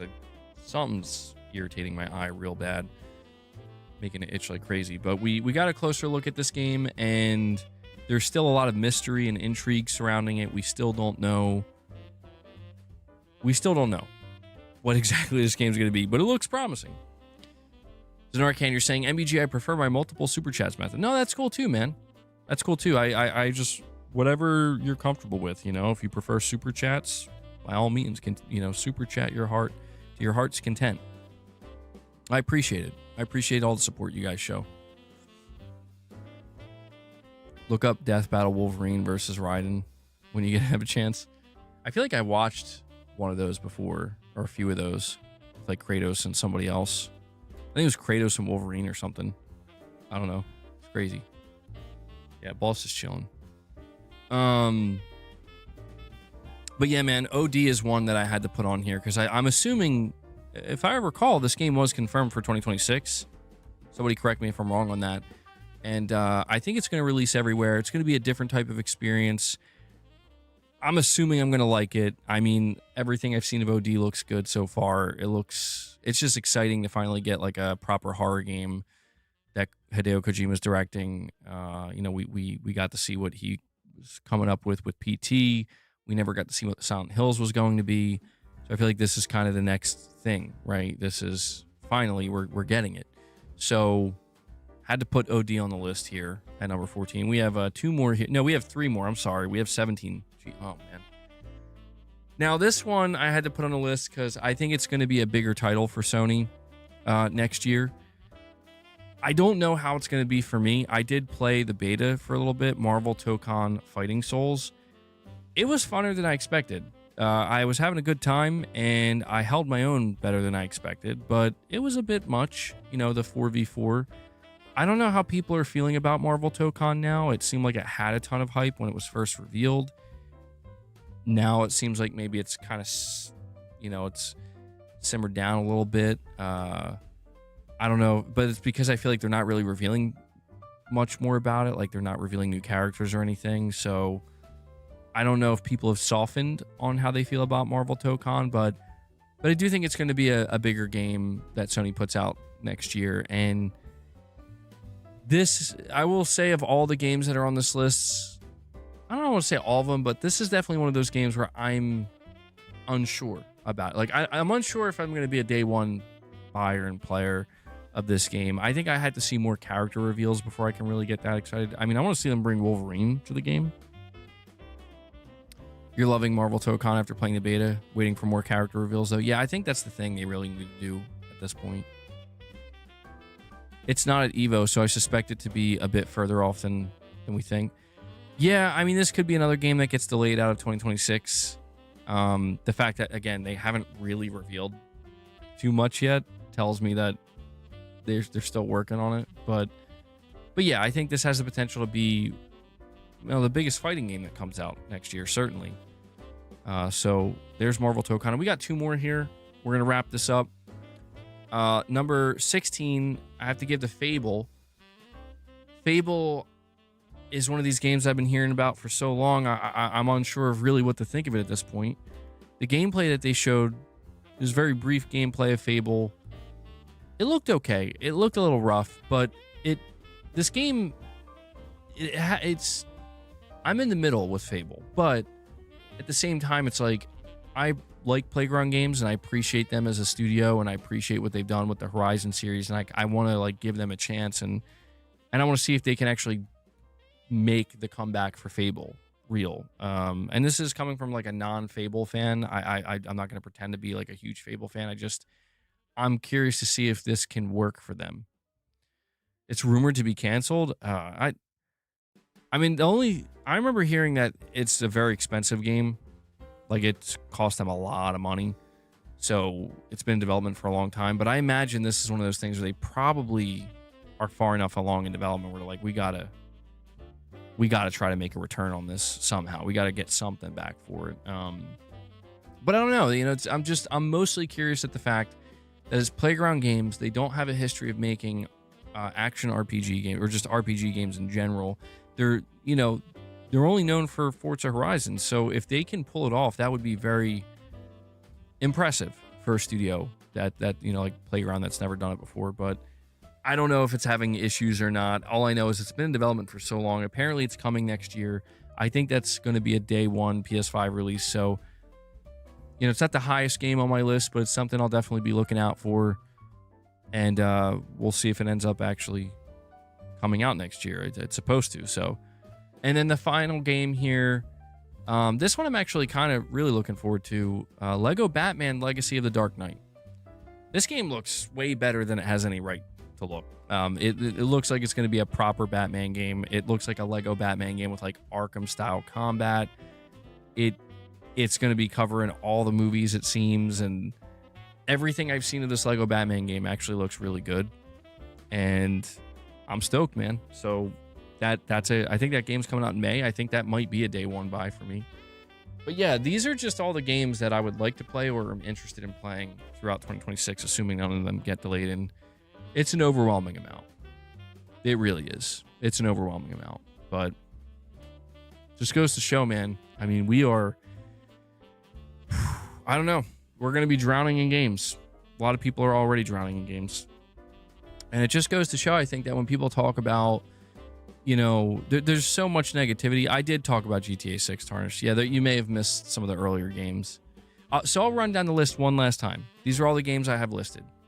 Wolverine, Saros, GTA 6, Resident Evil 9, Phantom Blade 0, Tides of Annihilation, Pragmata, Control Resonant, 007 First Light, Onimusha, Crimson Desert, Forza Horizon 6, Tomb Raider, Legacy of Atlantis, OD Knock, Marvel Tokon Fighting Souls, Fable, and Lego Batman Legacy of the Dark Knight.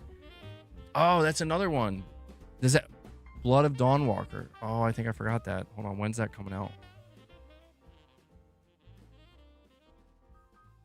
That one looks really good too.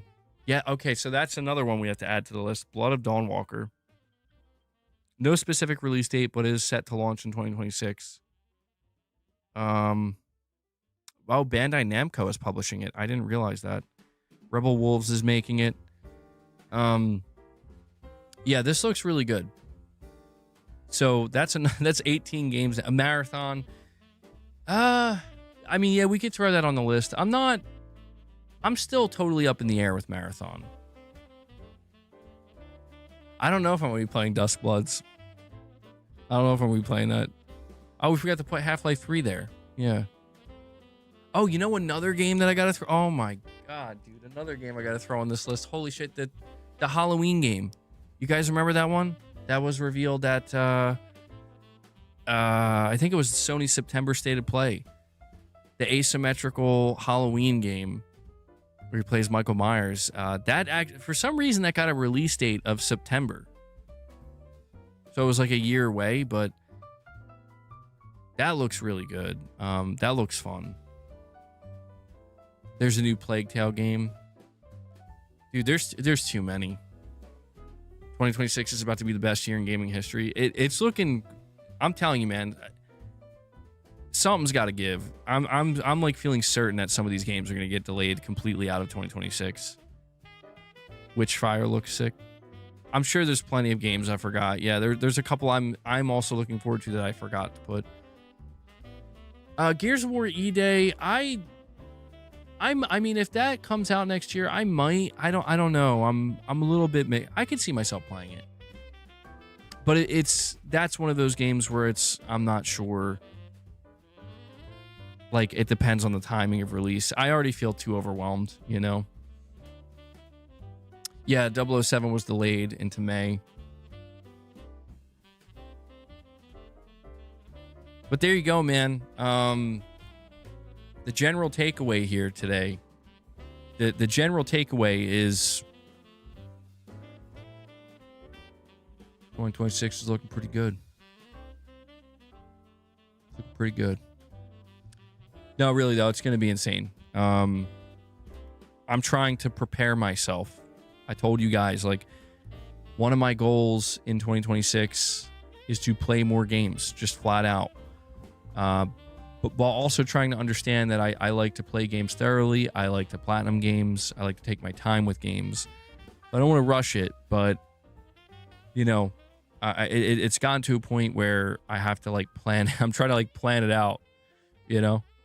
Yeah, there's that God of War 2.5D game that's apparently still in development. We might hear about. High Guard to kick off the year strong. Yo, when's that coming out? Oh man, High Guard. I didn't talk about that enough. When did High Guard? When is that coming out?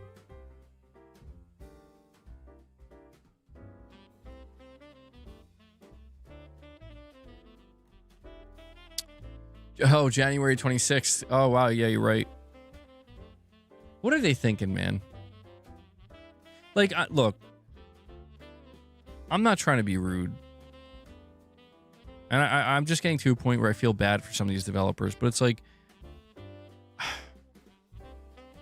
why? Like, why do they think that that games like High Guard are what people want in the year 2025 and 2026?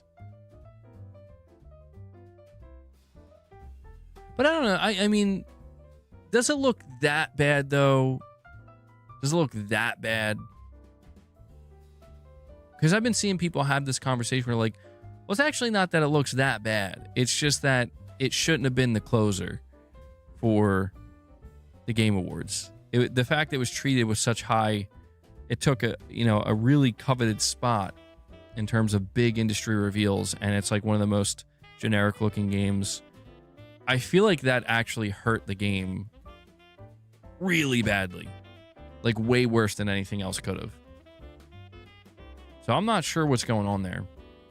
MBG, you forgot Spine, Hellraiser, and Modang. Oh yeah, dude. That's what I'm saying. It's too much. It's too much, Dan. Or MacTube. Dan says he'll reserve judgment. It's free after all. Yeah, I mean it could still be just a fun game.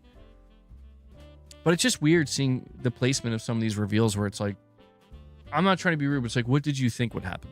Like, did you think people were going to walk away being like, oh, holy shit, this is the next big thing? Like, I'm glad I sat at the Game Awards for 3.5 hours for this big megaton final reveal. Like, I think, you know, I think people's feelings on it were literally the opposite. They're like, what the fuck are you showing me right now? Like, this is the closer? You know, like, and I feel like for a game that otherwise, if it was just placed anywhere else in the show, I don't think people would have been like, oh my God, this is amazing.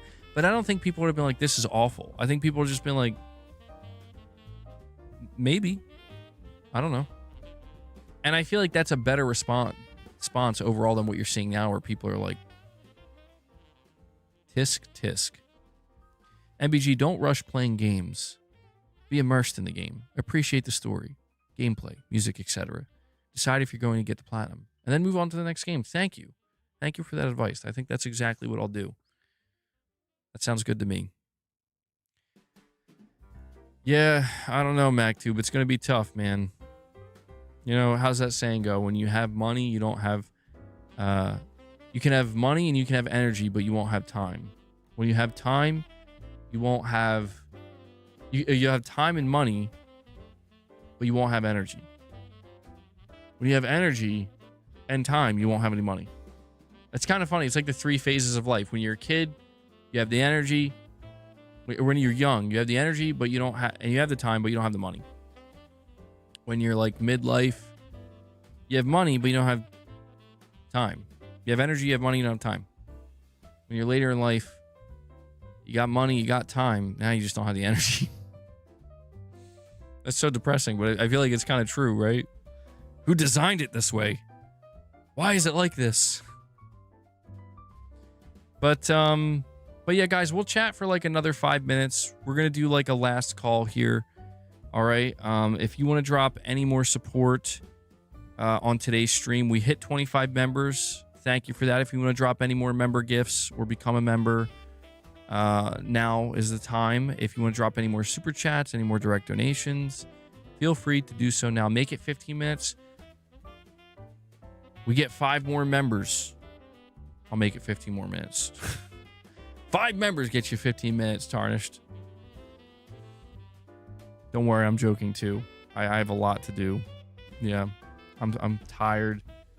My body hurts. Dude, I've been doing so much lifting. It's crazy. It's crazy, man. I'd rather play PS5 console exclusive The 7 Deadly Sins Origin in January. I haven't heard of that one, Ms. Biz. Haven't heard of it.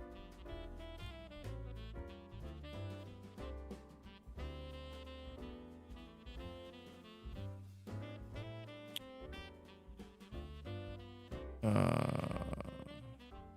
see here.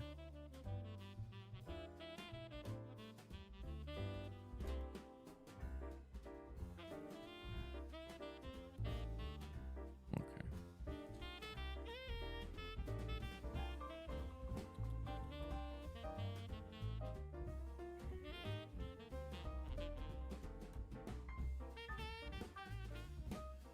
Sorry, guys. I'm just checking something.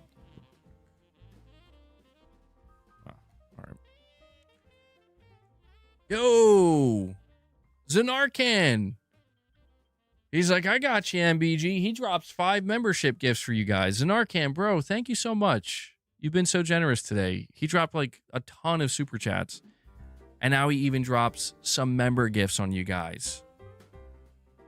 Zanarkan, bro. I gotta give you a soundbite. Here you go. PlayStation has been defining the gaming industry for the past 3 decades. 15 minutes. I did say 5 memberships equals 15 minutes. We could go for 15 more minutes. You know what? We'll probably... I'm looking at the time. I think we'll go to probably to the half-hour mark. To 3:30. We could do that. Yo, drop 20 member gifts, and I'll go for another hour. I'm just kidding. Don't do that. Drop member gifts if you want. But I got... I bought this new rug that I had to... It's a whole thing. I should have like filmed me doing all this stuff in my basement. Now that would have been content. I don't know why. I don't know why I don't think about it. I know it's a normal thing people do. They film like, you know, DIY stuff or, you know, just kind of like IRL content. I don't know. I just never really felt comfortable doing that. I don't know if I'll ever get over that, but I've been telling you guys I'm like redoing my basement and yeah, just for people who may have missed it earlier because I said it at the beginning of the show. Listen, I don't know how many more streams I'll be doing before the end of the year. After today we got 3 more days. I mean, I don't know how different the setup's going to look, but it's probably going to be different. It might not be, I don't know, you might not notice it. I have no idea yet. I have to see how it's all going to come together. It might look exactly the same and you will not be able to tell a difference, or it might look dramatically different. But we will see. And Zanarkan, sorry. Zanarkan. And now I can't, now I have to stop myself from saying it the right way. He's got the super sticker. He's on a mission. Dude, the super stickers are always crazy to me. Super stickers are just crazy. They're like almost cursed. Titus, what's going on, man? Is this where the console losers hang out? Well, I mean, like, you're here, dude, so what does that make you?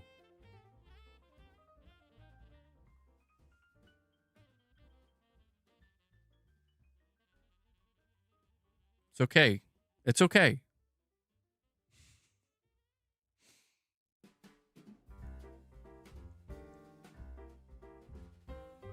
Console loser.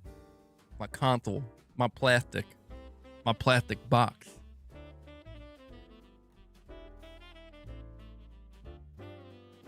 Let me see if it'll let me bring it up for you.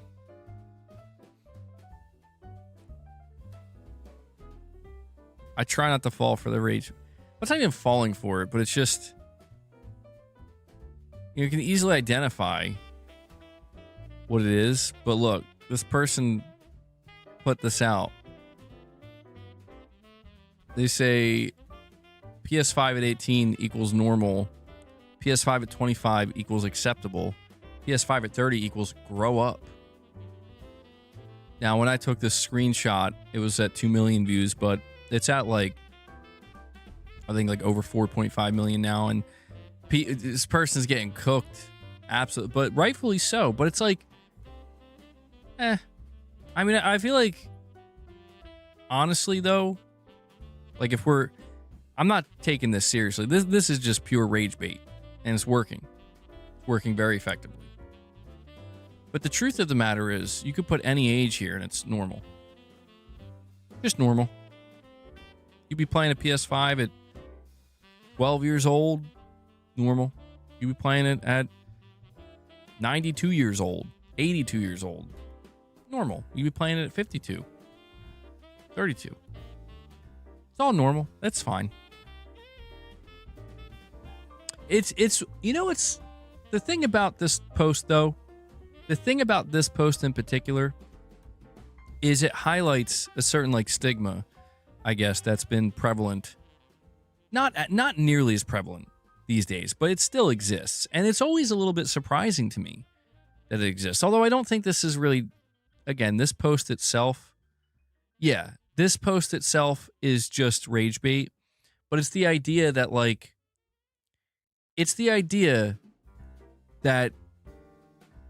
video games are still seen as like an immature thing, or like, they're looked down upon. Like, and I feel like people who actually have that mentality are just really out of touch.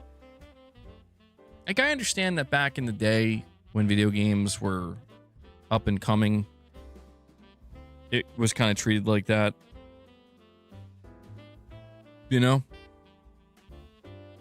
But these days, I mean, it's 2025, man. Like, it's about to be 2026. Like, who really, like, if you're an old person, and by old I mean like you're just from a completely different generation, and you just maybe are out of touch, where you don't know how far gaming has come and like what it actually is now. I kind of understand that. Like, if it's just like an ignorance thing, fine.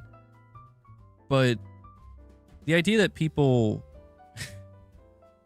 like my age, like I'm 32, but like people in their 30s or 40s, they look down upon gaming. So I'm like, come on, man. And I'm not even trying to be like overly defensive here, but it's just, you gotta know, gaming it's bigger than everything, man. Jake, thank you for that, buddy. It's bigger than everything. The average age of gamers in Europe is 38. See, look at that. That's the average, dude. It's awesome. Gaming's awesome. Gaming's totally awesome. It's so funny because, like, growing up, I've always loved movies. I still love movies. I love cinema.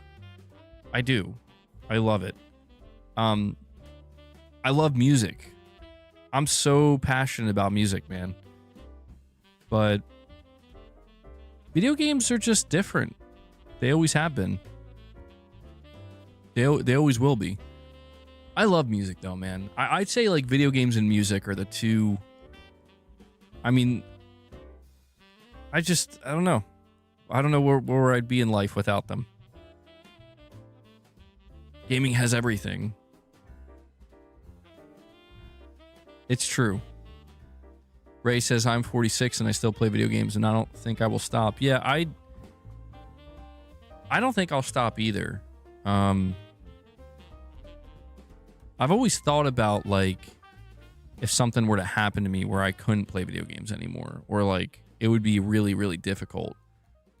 That's why I mean, I know it's not talked about a lot, at least on this channel, but that's why I feel like it's such a good thing that these companies like Sony and Microsoft, I know a lot of times it's viewed as like they're just doing it to look good, but like they create these products for accessibility for people who have certain disabilities to allow them to continue to game. I actually think that's like one of the coolest things that exists, because it's like, you know, I'm fortunate enough where that's not a thing that I have to worry about, but if it ever was, man, I would be so thankful for that stuff to give me a way to actually still do the thing I love. Because I think about that, I'm like, man, what would I do if I couldn't play video games? I mean, I'd be okay, obviously. You know what? To be honest, I feel like I could, if I really think about it, I think I could adapt to just being able to watch video games. I think I could adapt well enough to do that. It would feel like something's missing, and it wouldn't feel the same. But like that's all I could do is just watch video games and watch playthroughs and stuff, and kind of experiencing it vicariously that way. I could, it would be difficult, but I could get used to that. But yeah, man, there's just something about the act of playing a video game, immersing yourself. I'm really curious about the long-term future of video games, man. I mean, not to get to, yeah, right, Shems, yeah, my eyes would have to work. That's true. I mean, not to get too deep on you guys, but like I think so deeply about the future of video games. And the reason why I think so deeply about them is because I think deeply about life.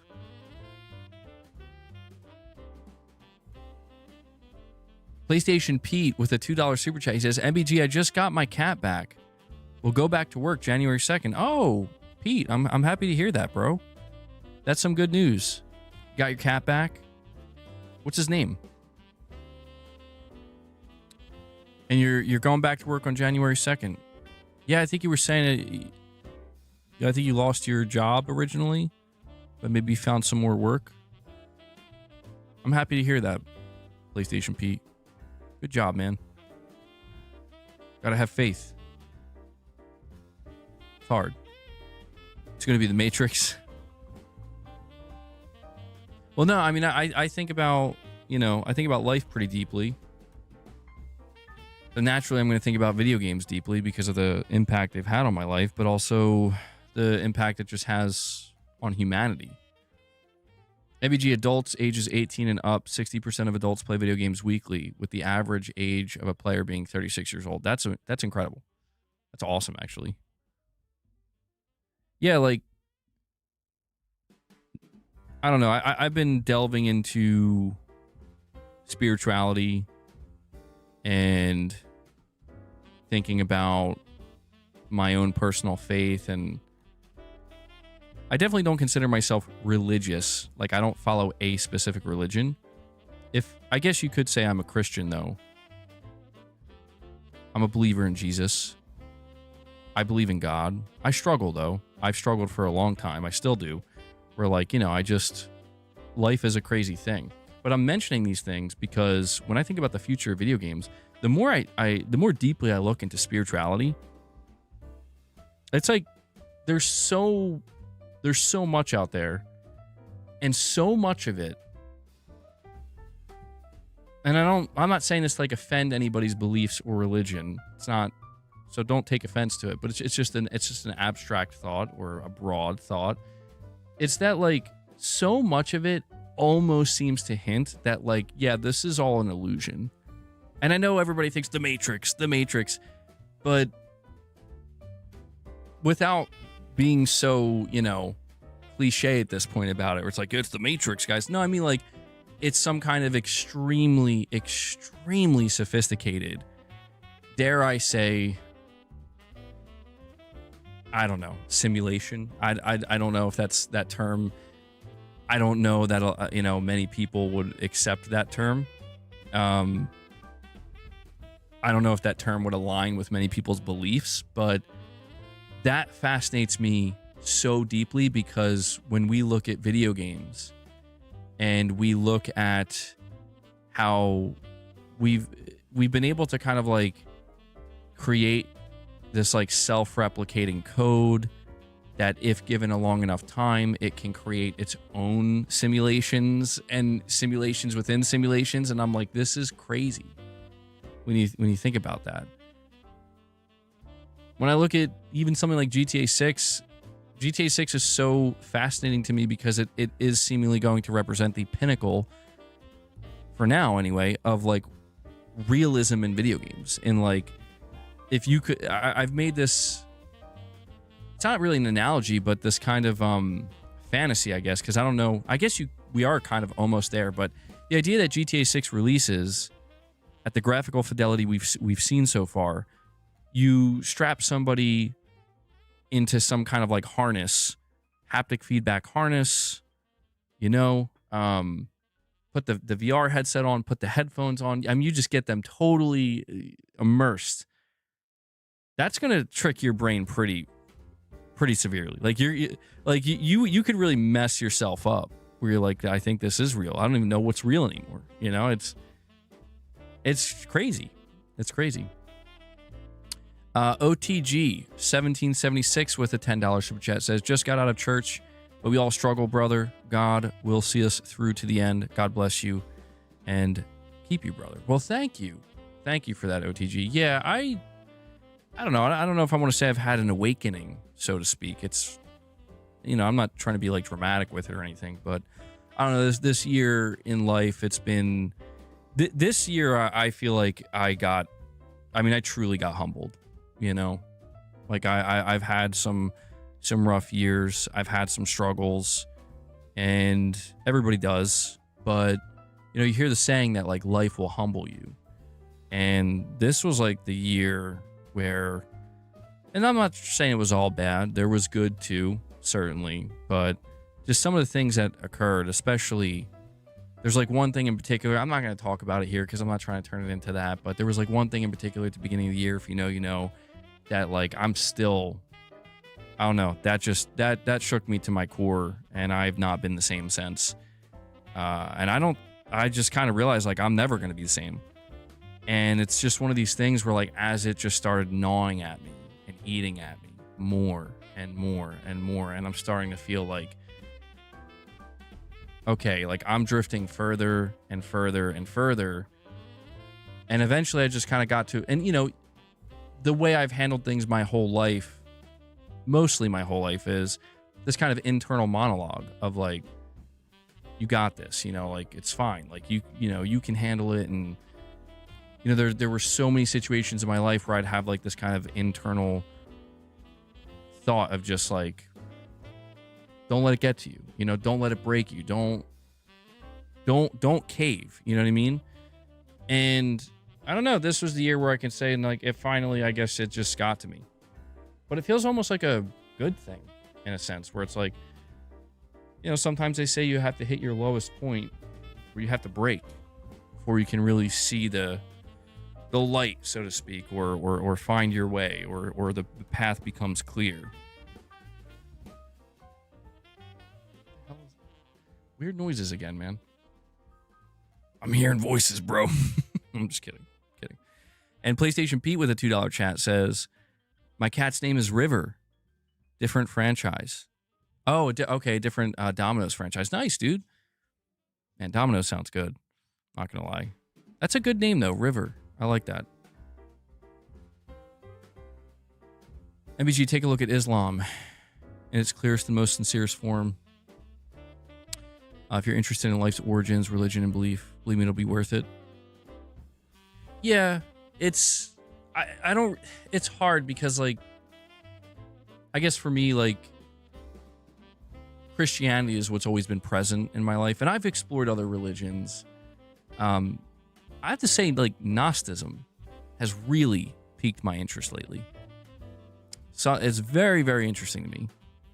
My mom and dad believed in God. I believe in nothing, and I can't see or touch, except there's stuff out there I know is extra stuff. So it all may be real. Life is still a mystery. Yeah, no, Titus, that's like the biggest thing that I basically just submitted to, is like, I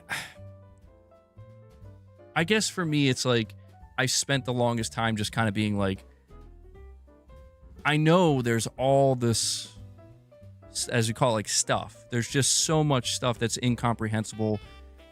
There's so much out there. There's so much here now that I just don't understand. And life itself, as you live it and you learn that, like, it's kind of crazy.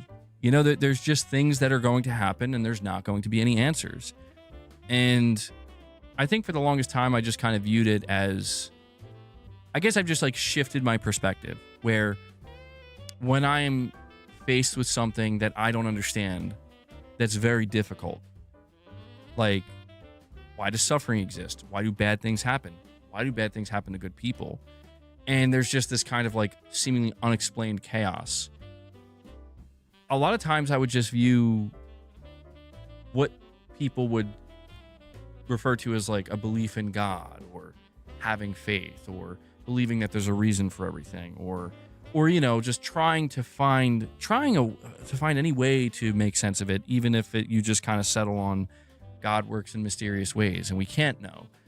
I've always had this kind of like view where I look down upon that as like, well, that's just cope.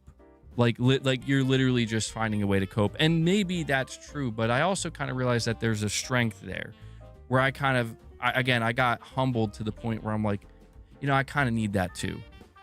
Like, I can't deny that I need that, because what the alternative to that, it's making me worse. It's not helping me at all. It's really putting me in an even worse place. And so I realized that, well, yeah, even if it is just that, I'll take that over just kind of being on this, I don't know. I was going to say like being on the small island by myself, but realizing actually I'm just like drifting in an ocean, with nothing around me. Like that's not a good place to be. Metaphorically. I mean, it's not a good place to be physically in real life, but also metaphorically speaking, you don't want to be there. It's a compromising position, but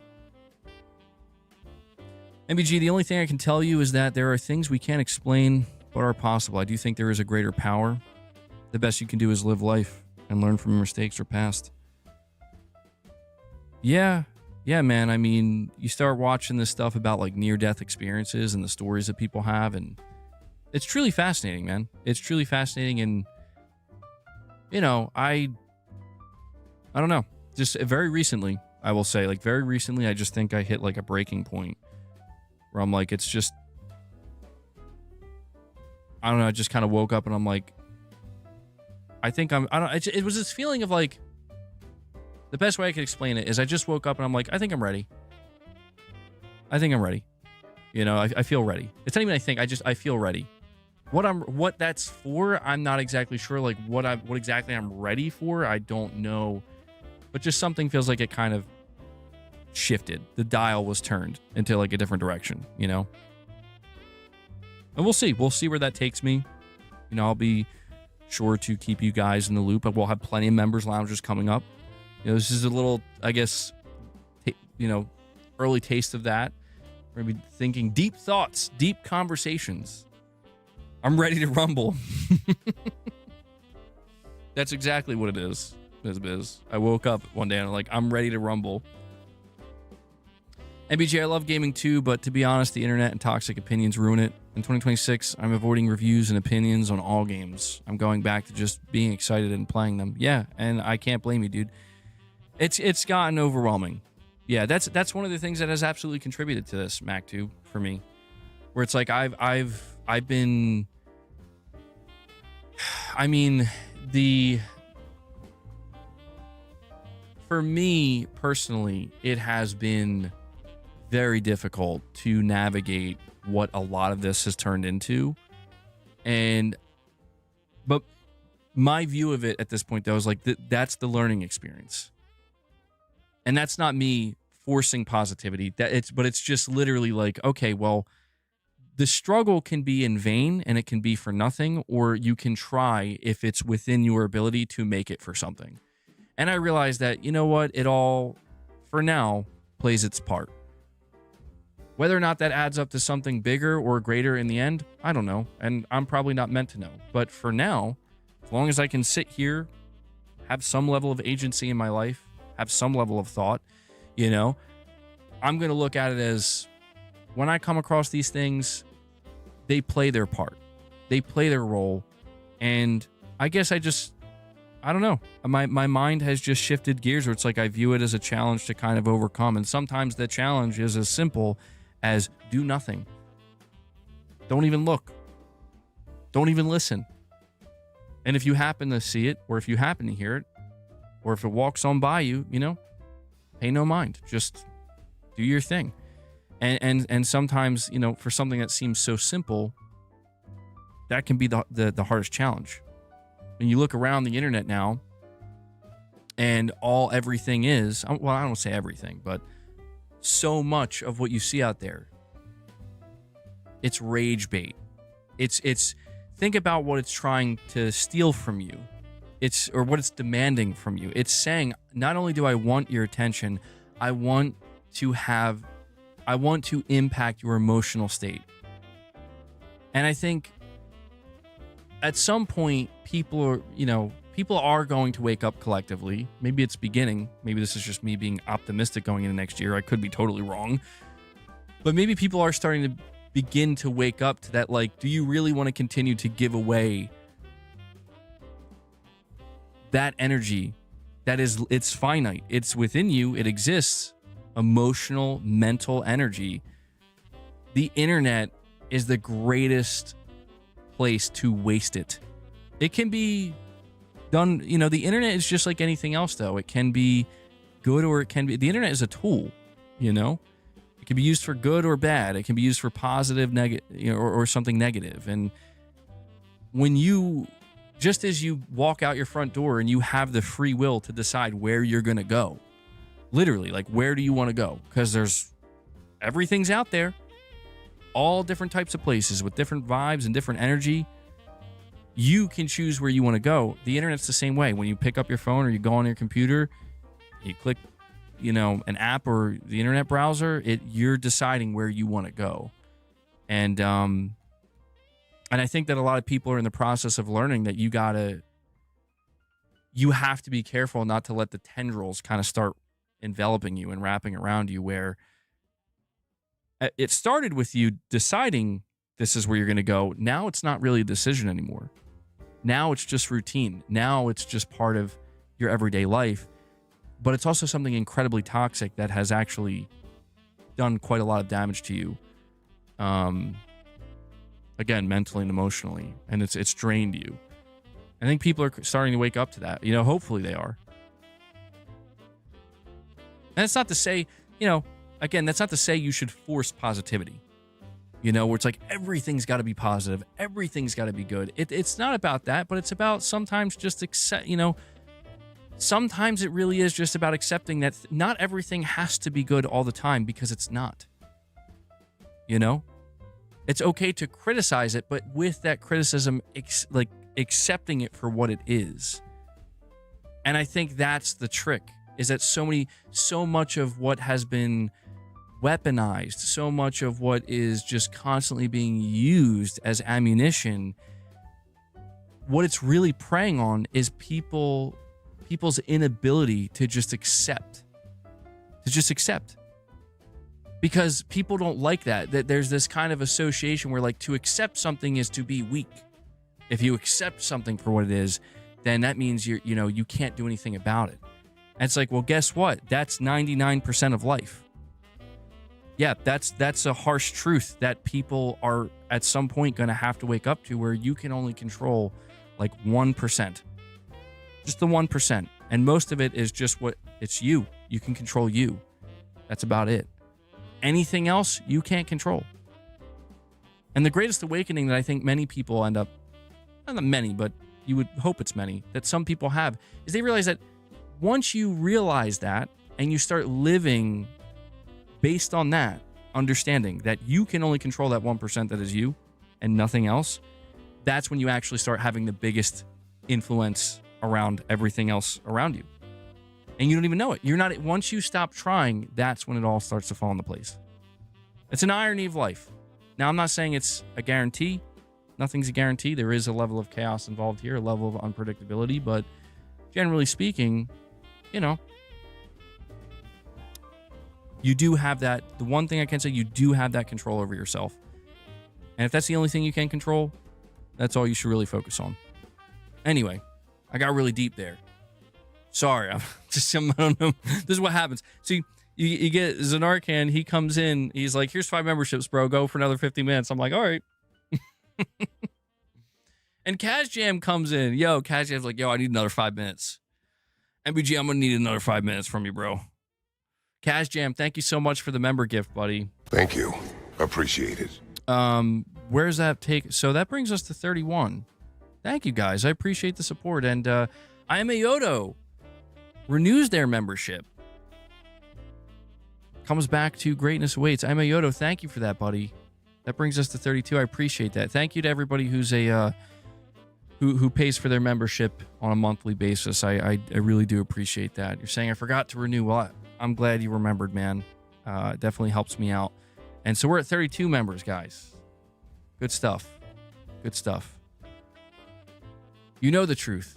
Even world leaders can't control anything. We built a system so complex and interconnected that it is ungovernable or steerable by anyone. I guess it's a matter of mass influence now. Yeah, no.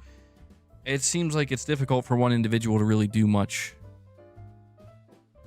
Oh, I'm sorry. It's an Arcan. Oh, yeah, my bad, dude. I missed your super chat. My bad. How dare I? Zanarkand, you're saying MBG, the Metal Gear Solid Delta Snake Eater theme is playing with the white flowers background to wrap up the stream, man. 15 minutes is up. Oh, damn. Damn. My 15 minutes is up.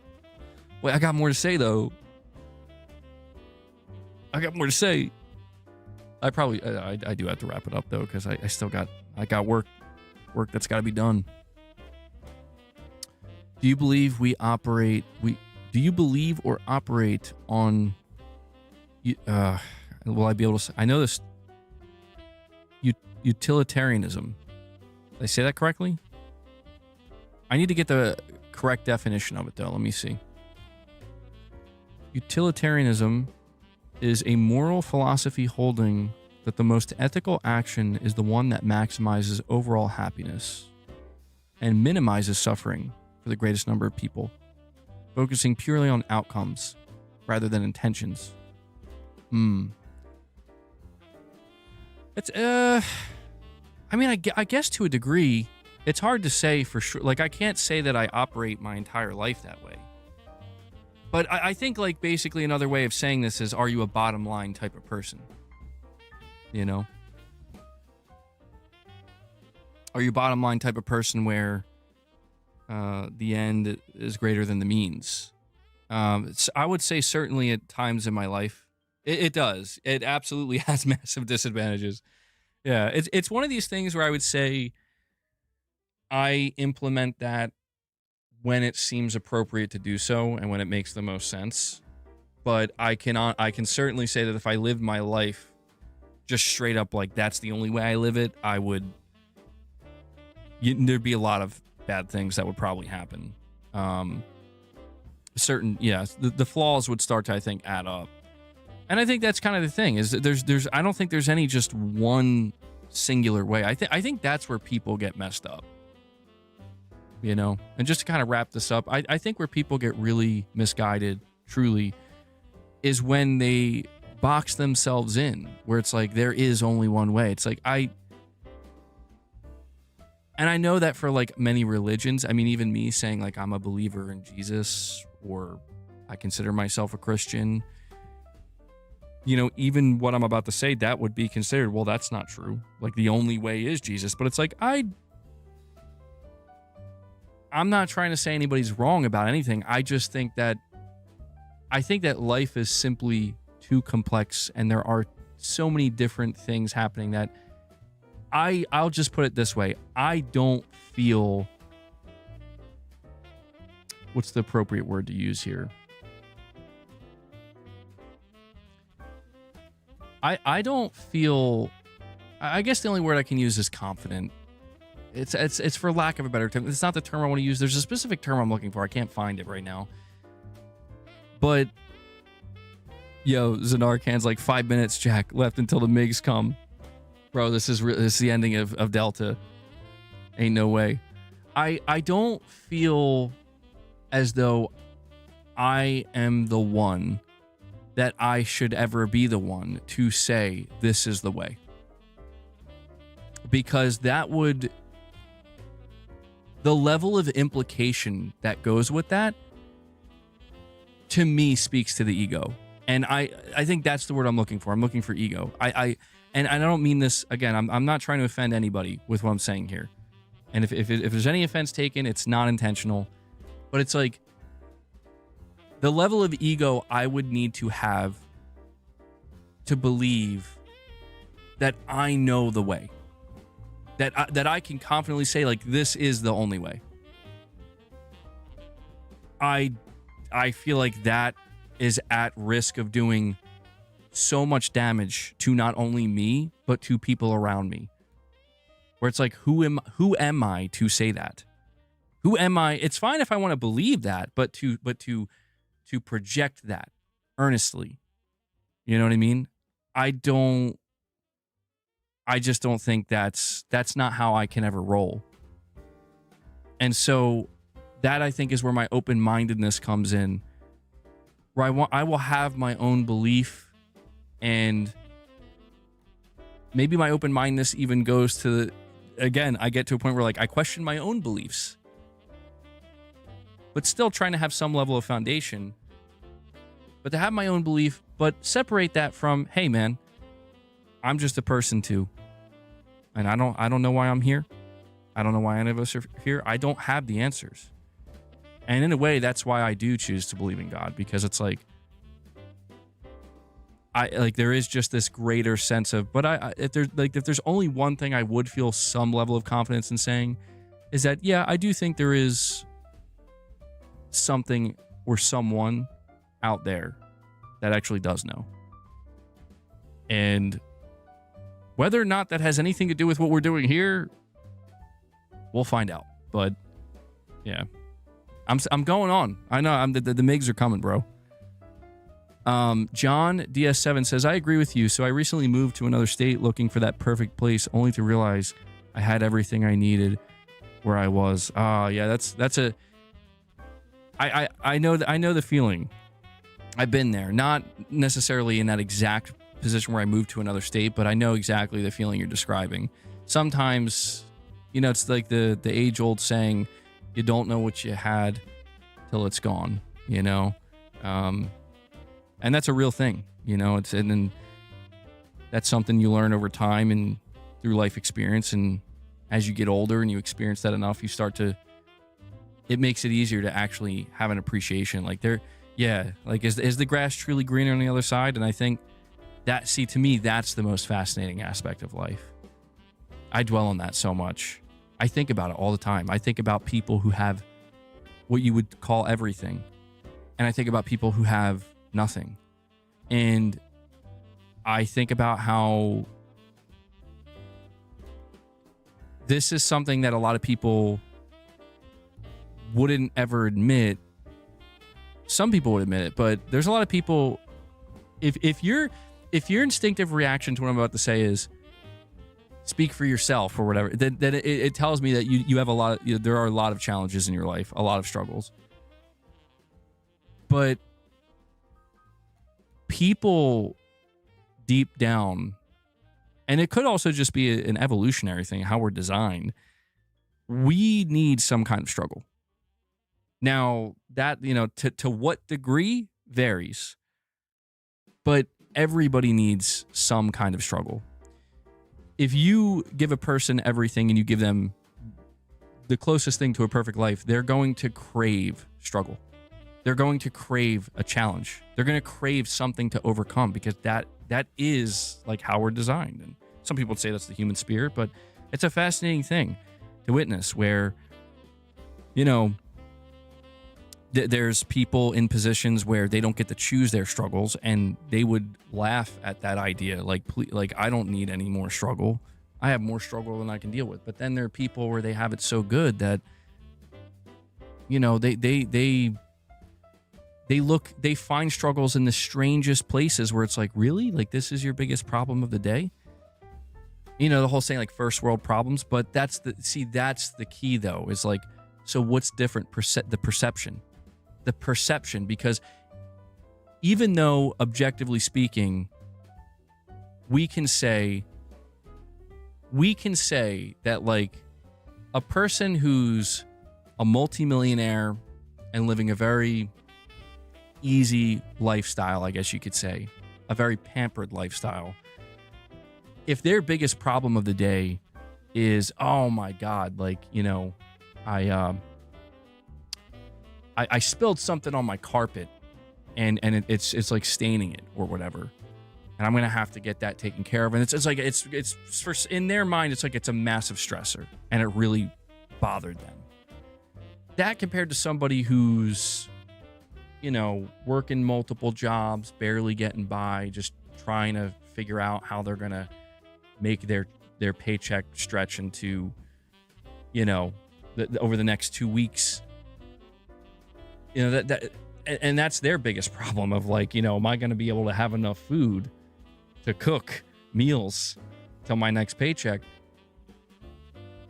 Believe it or like, objectively, those things couldn't be further apart, right? Like they're polar opposites. But from the perception from those two individuals, you could make an argument is very similar.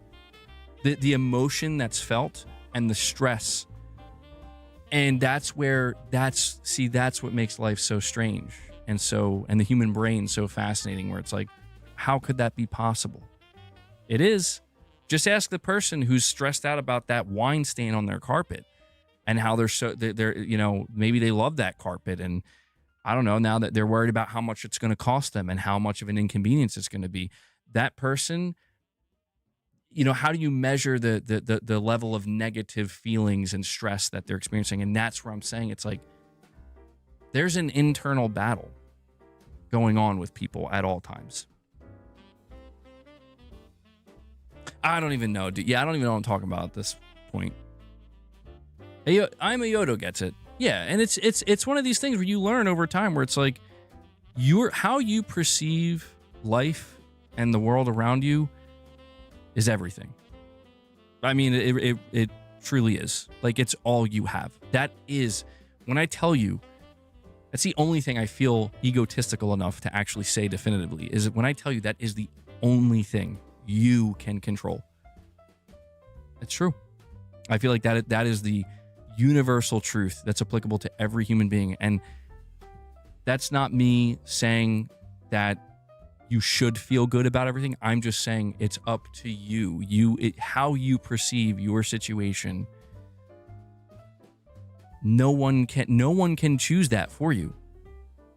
And somebody might counter that by saying, well, like, what about the person who's born into something horrible? What about the person who's born into something horrible or has something happen to them that they didn't ask for? And it's like, there's examples all around us of people who, like, I don't think like this all the time, but sometimes I try to remind myself, like, whatever it is I'm struggling, like, I think, well, man, I'm bitching and moaning about this and that, or, I got a problem with this. Sometimes I do try to remind myself, like, dude, there are people out there who literally have experienced atrocities and survived. And some of them are probably complaining less. Like, some of them are somehow living a happier life than you. They have a better attitude than you. What's going on with that? How? And that to me is like, it serves as that kind of reminder, like,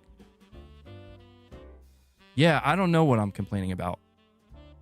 It's not that I need somebody else's suffering to make me appreciate what I have, but it's just the reminder that life is unpredictable and challenge is guaranteed.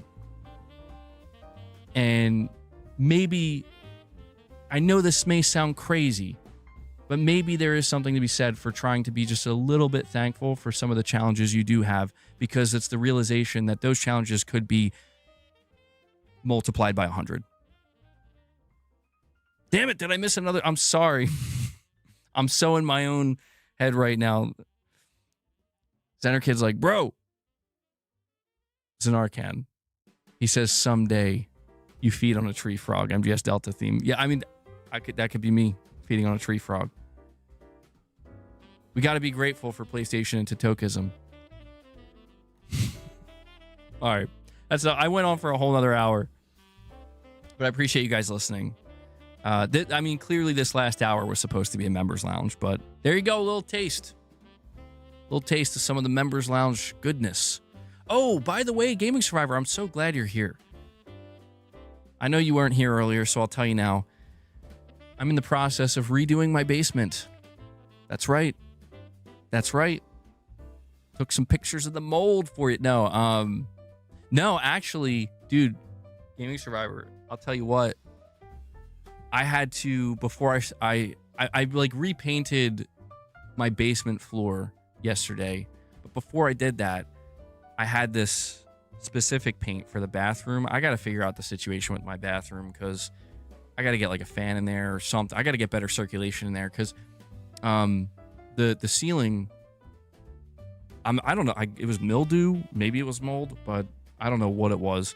But there was some stuff that's been growing there. And I'm like, oh, hell no. I'm like, okay, all right, you know what? It's one thing if there's a little bit on the basement floor. It's another thing when it's on my bathroom ceiling. So I had to buy this like special paint with like a moldicide in it or whatever. It like kills whatever's growing. And I had to paint this. Dude, listen to me. How many of you guys here have ever painted a ceiling before?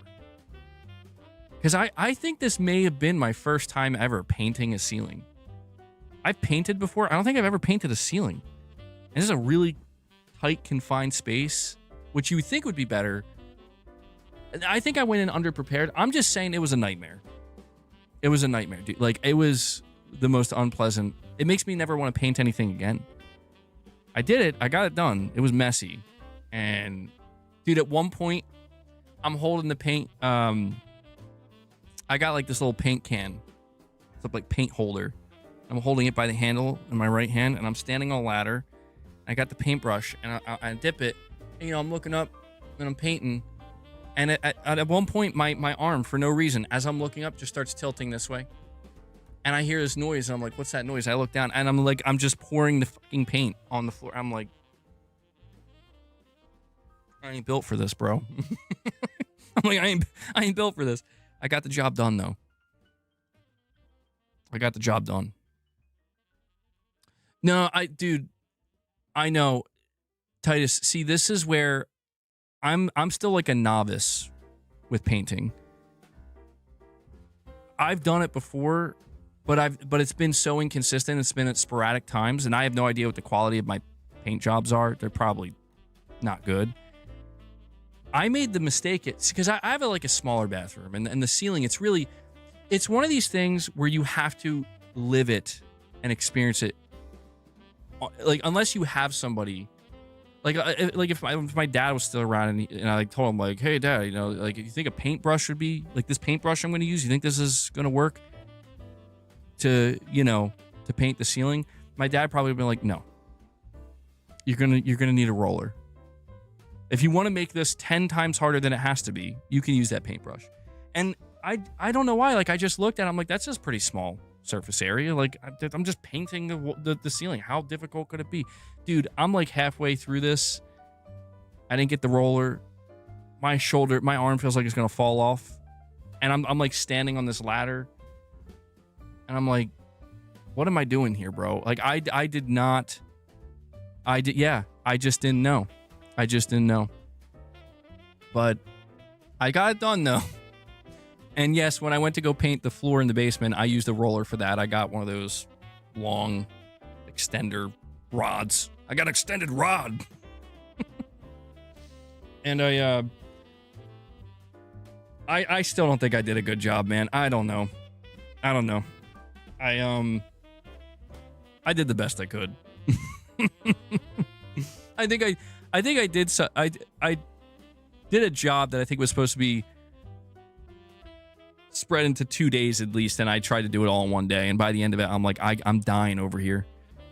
Zanarkand, you're saying 3 minutes left, Jack, and I'm still in a dream. Snake Eater. Zanarkand's like, look, man, I only got so many more in me. Adulting is hard.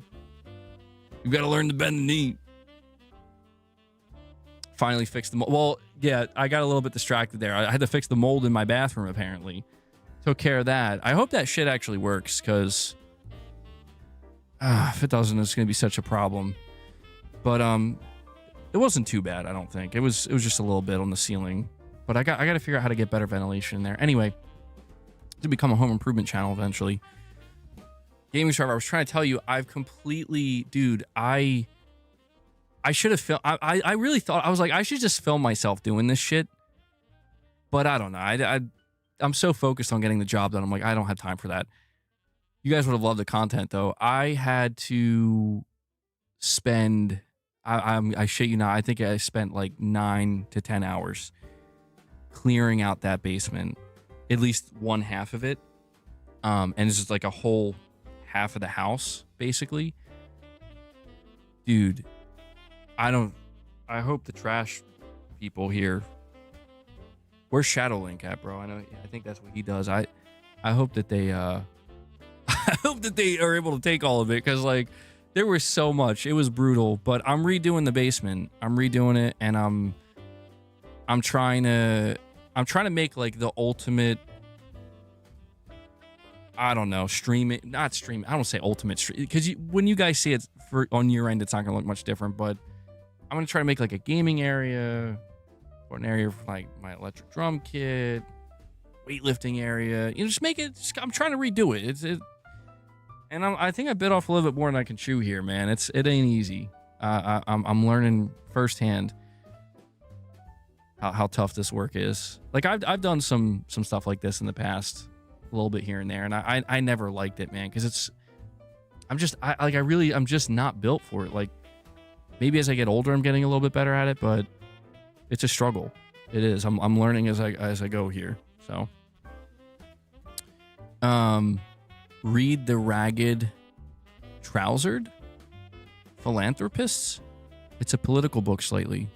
It's also an amazing look at painting and decorating in the 1890s with the old gear and paint, and it's riveting. Oh yeah, I don't. I appreciate the recommendation, Titus. I can't see myself sitting down and reading something like that though. But that's interesting. Yeah, I can't imagine what it was like then. I should be thankful.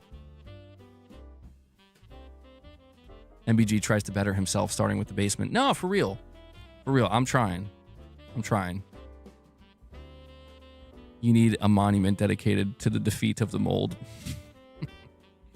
Oh, I think I missed a couple direct donations as well. What is going on?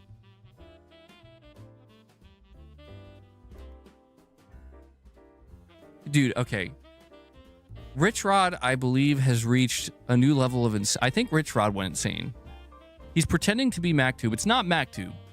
To be clear, it's not MacTube. But he says, I ain't no punk. I take accountability for my direct donos, and I'm sticking with it. The Last of Us season is amazing. I said what I said. Concord. Then Gaming survived. Gaming survived. I think he's trying to be you, but he's spelling your name wrong. He says, seriously, MacTube? You're just going to send that direct 5 minutes ago and think you got away with it? I should put you on timeout for the Rich Rod slander. And then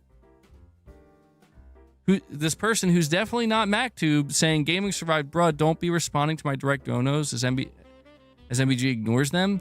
He didn't read either of ours. So fighting me, Rich Rod is banned. What? He's lost it. It's time for an intervention. Yo, Rich Rod's gonna make me rich with all these $2 donos. I appreciate. Maybe I don't need the Rich Rod tax anymore. Maybe I don't need it. All right, guys. That's it. I gotta wrap up. It's almost dark outside. Which God, that's one thing I hate about winter. It gets dark so early. Like, it's weird. It's like, oh, the day's coming to an end. It's 4 in the afternoon. Like, oh man. Yeah, Rich's alter egos are now fighting each other. What's happening? I mean, I guess I feel like it's an improvement though. It's better. As long as we know it's not actually the people, it's better in a sense. But all right, guys. That's it. That's going to wrap it up. Before I head out, I want to thank everybody, really, for all the support today. So Narcan, thank you, buddy. I appreciate all the support today, man. It means a lot. And for all you guys who dropped any membership gifts, direct donations, yes, even you, Rich Rod, thank you. Super chats, you know, we're totally fan funded. 2025 has been a tough year. I can safely say we'll have probably at least one other stream before the first, maybe more. We'll have to see. I did it, Gaming Survivor. I did it. We survived it. But yeah, just want to thank everybody for everything you've done for the channel this year, for everything you've done today. I don't know what 2026 is going to bring, but you know, I'm feeling pretty good going into it. At the very least, I'm feeling good about how many games we're going to have to play. So it should be a good time. And yeah, that's it. So guys, please enjoy the rest of your Sunday. Big shout out to this community. Also got to give a big shout out to Devil Shooter. He does the timestamps for the streams. He does a great job. He's done great work all year. So if you guys see Devil Shooter in the comments with those timestamps, give him some thanks, show him some love, let him know how much you appreciate all the timestamps he's done for you this year. Really, he's done a great job. So Devil Shooter, big shout out to you, buddy, and a big thank you. And again, I know I'm talking about it like it's the last stream I'm doing of the year. I will have another one, but that's it. All right, guys. I gotta fuel up. I got some more lifting to do. I feel like I'm forgetting. This is weird. I feel like I'm forgetting something. I don't think I am. Yeah, that's it, guys. All right, enjoy the rest of your Sunday. I'll see you back here soon. If not tomorrow, in the coming days. We may or may not. I don't know. I was hesitant to mention this, so I'm mentioning it now when like almost everybody's leaving. Maybe, but don't be upset if it doesn't happen. Maybe New Year's Eve live stream. I don't know. Do not be upset if that doesn't happen. But we might. So I'll let you know. All right. That's it. Guys, I will catch you in the next one. Till then, take care, everyone.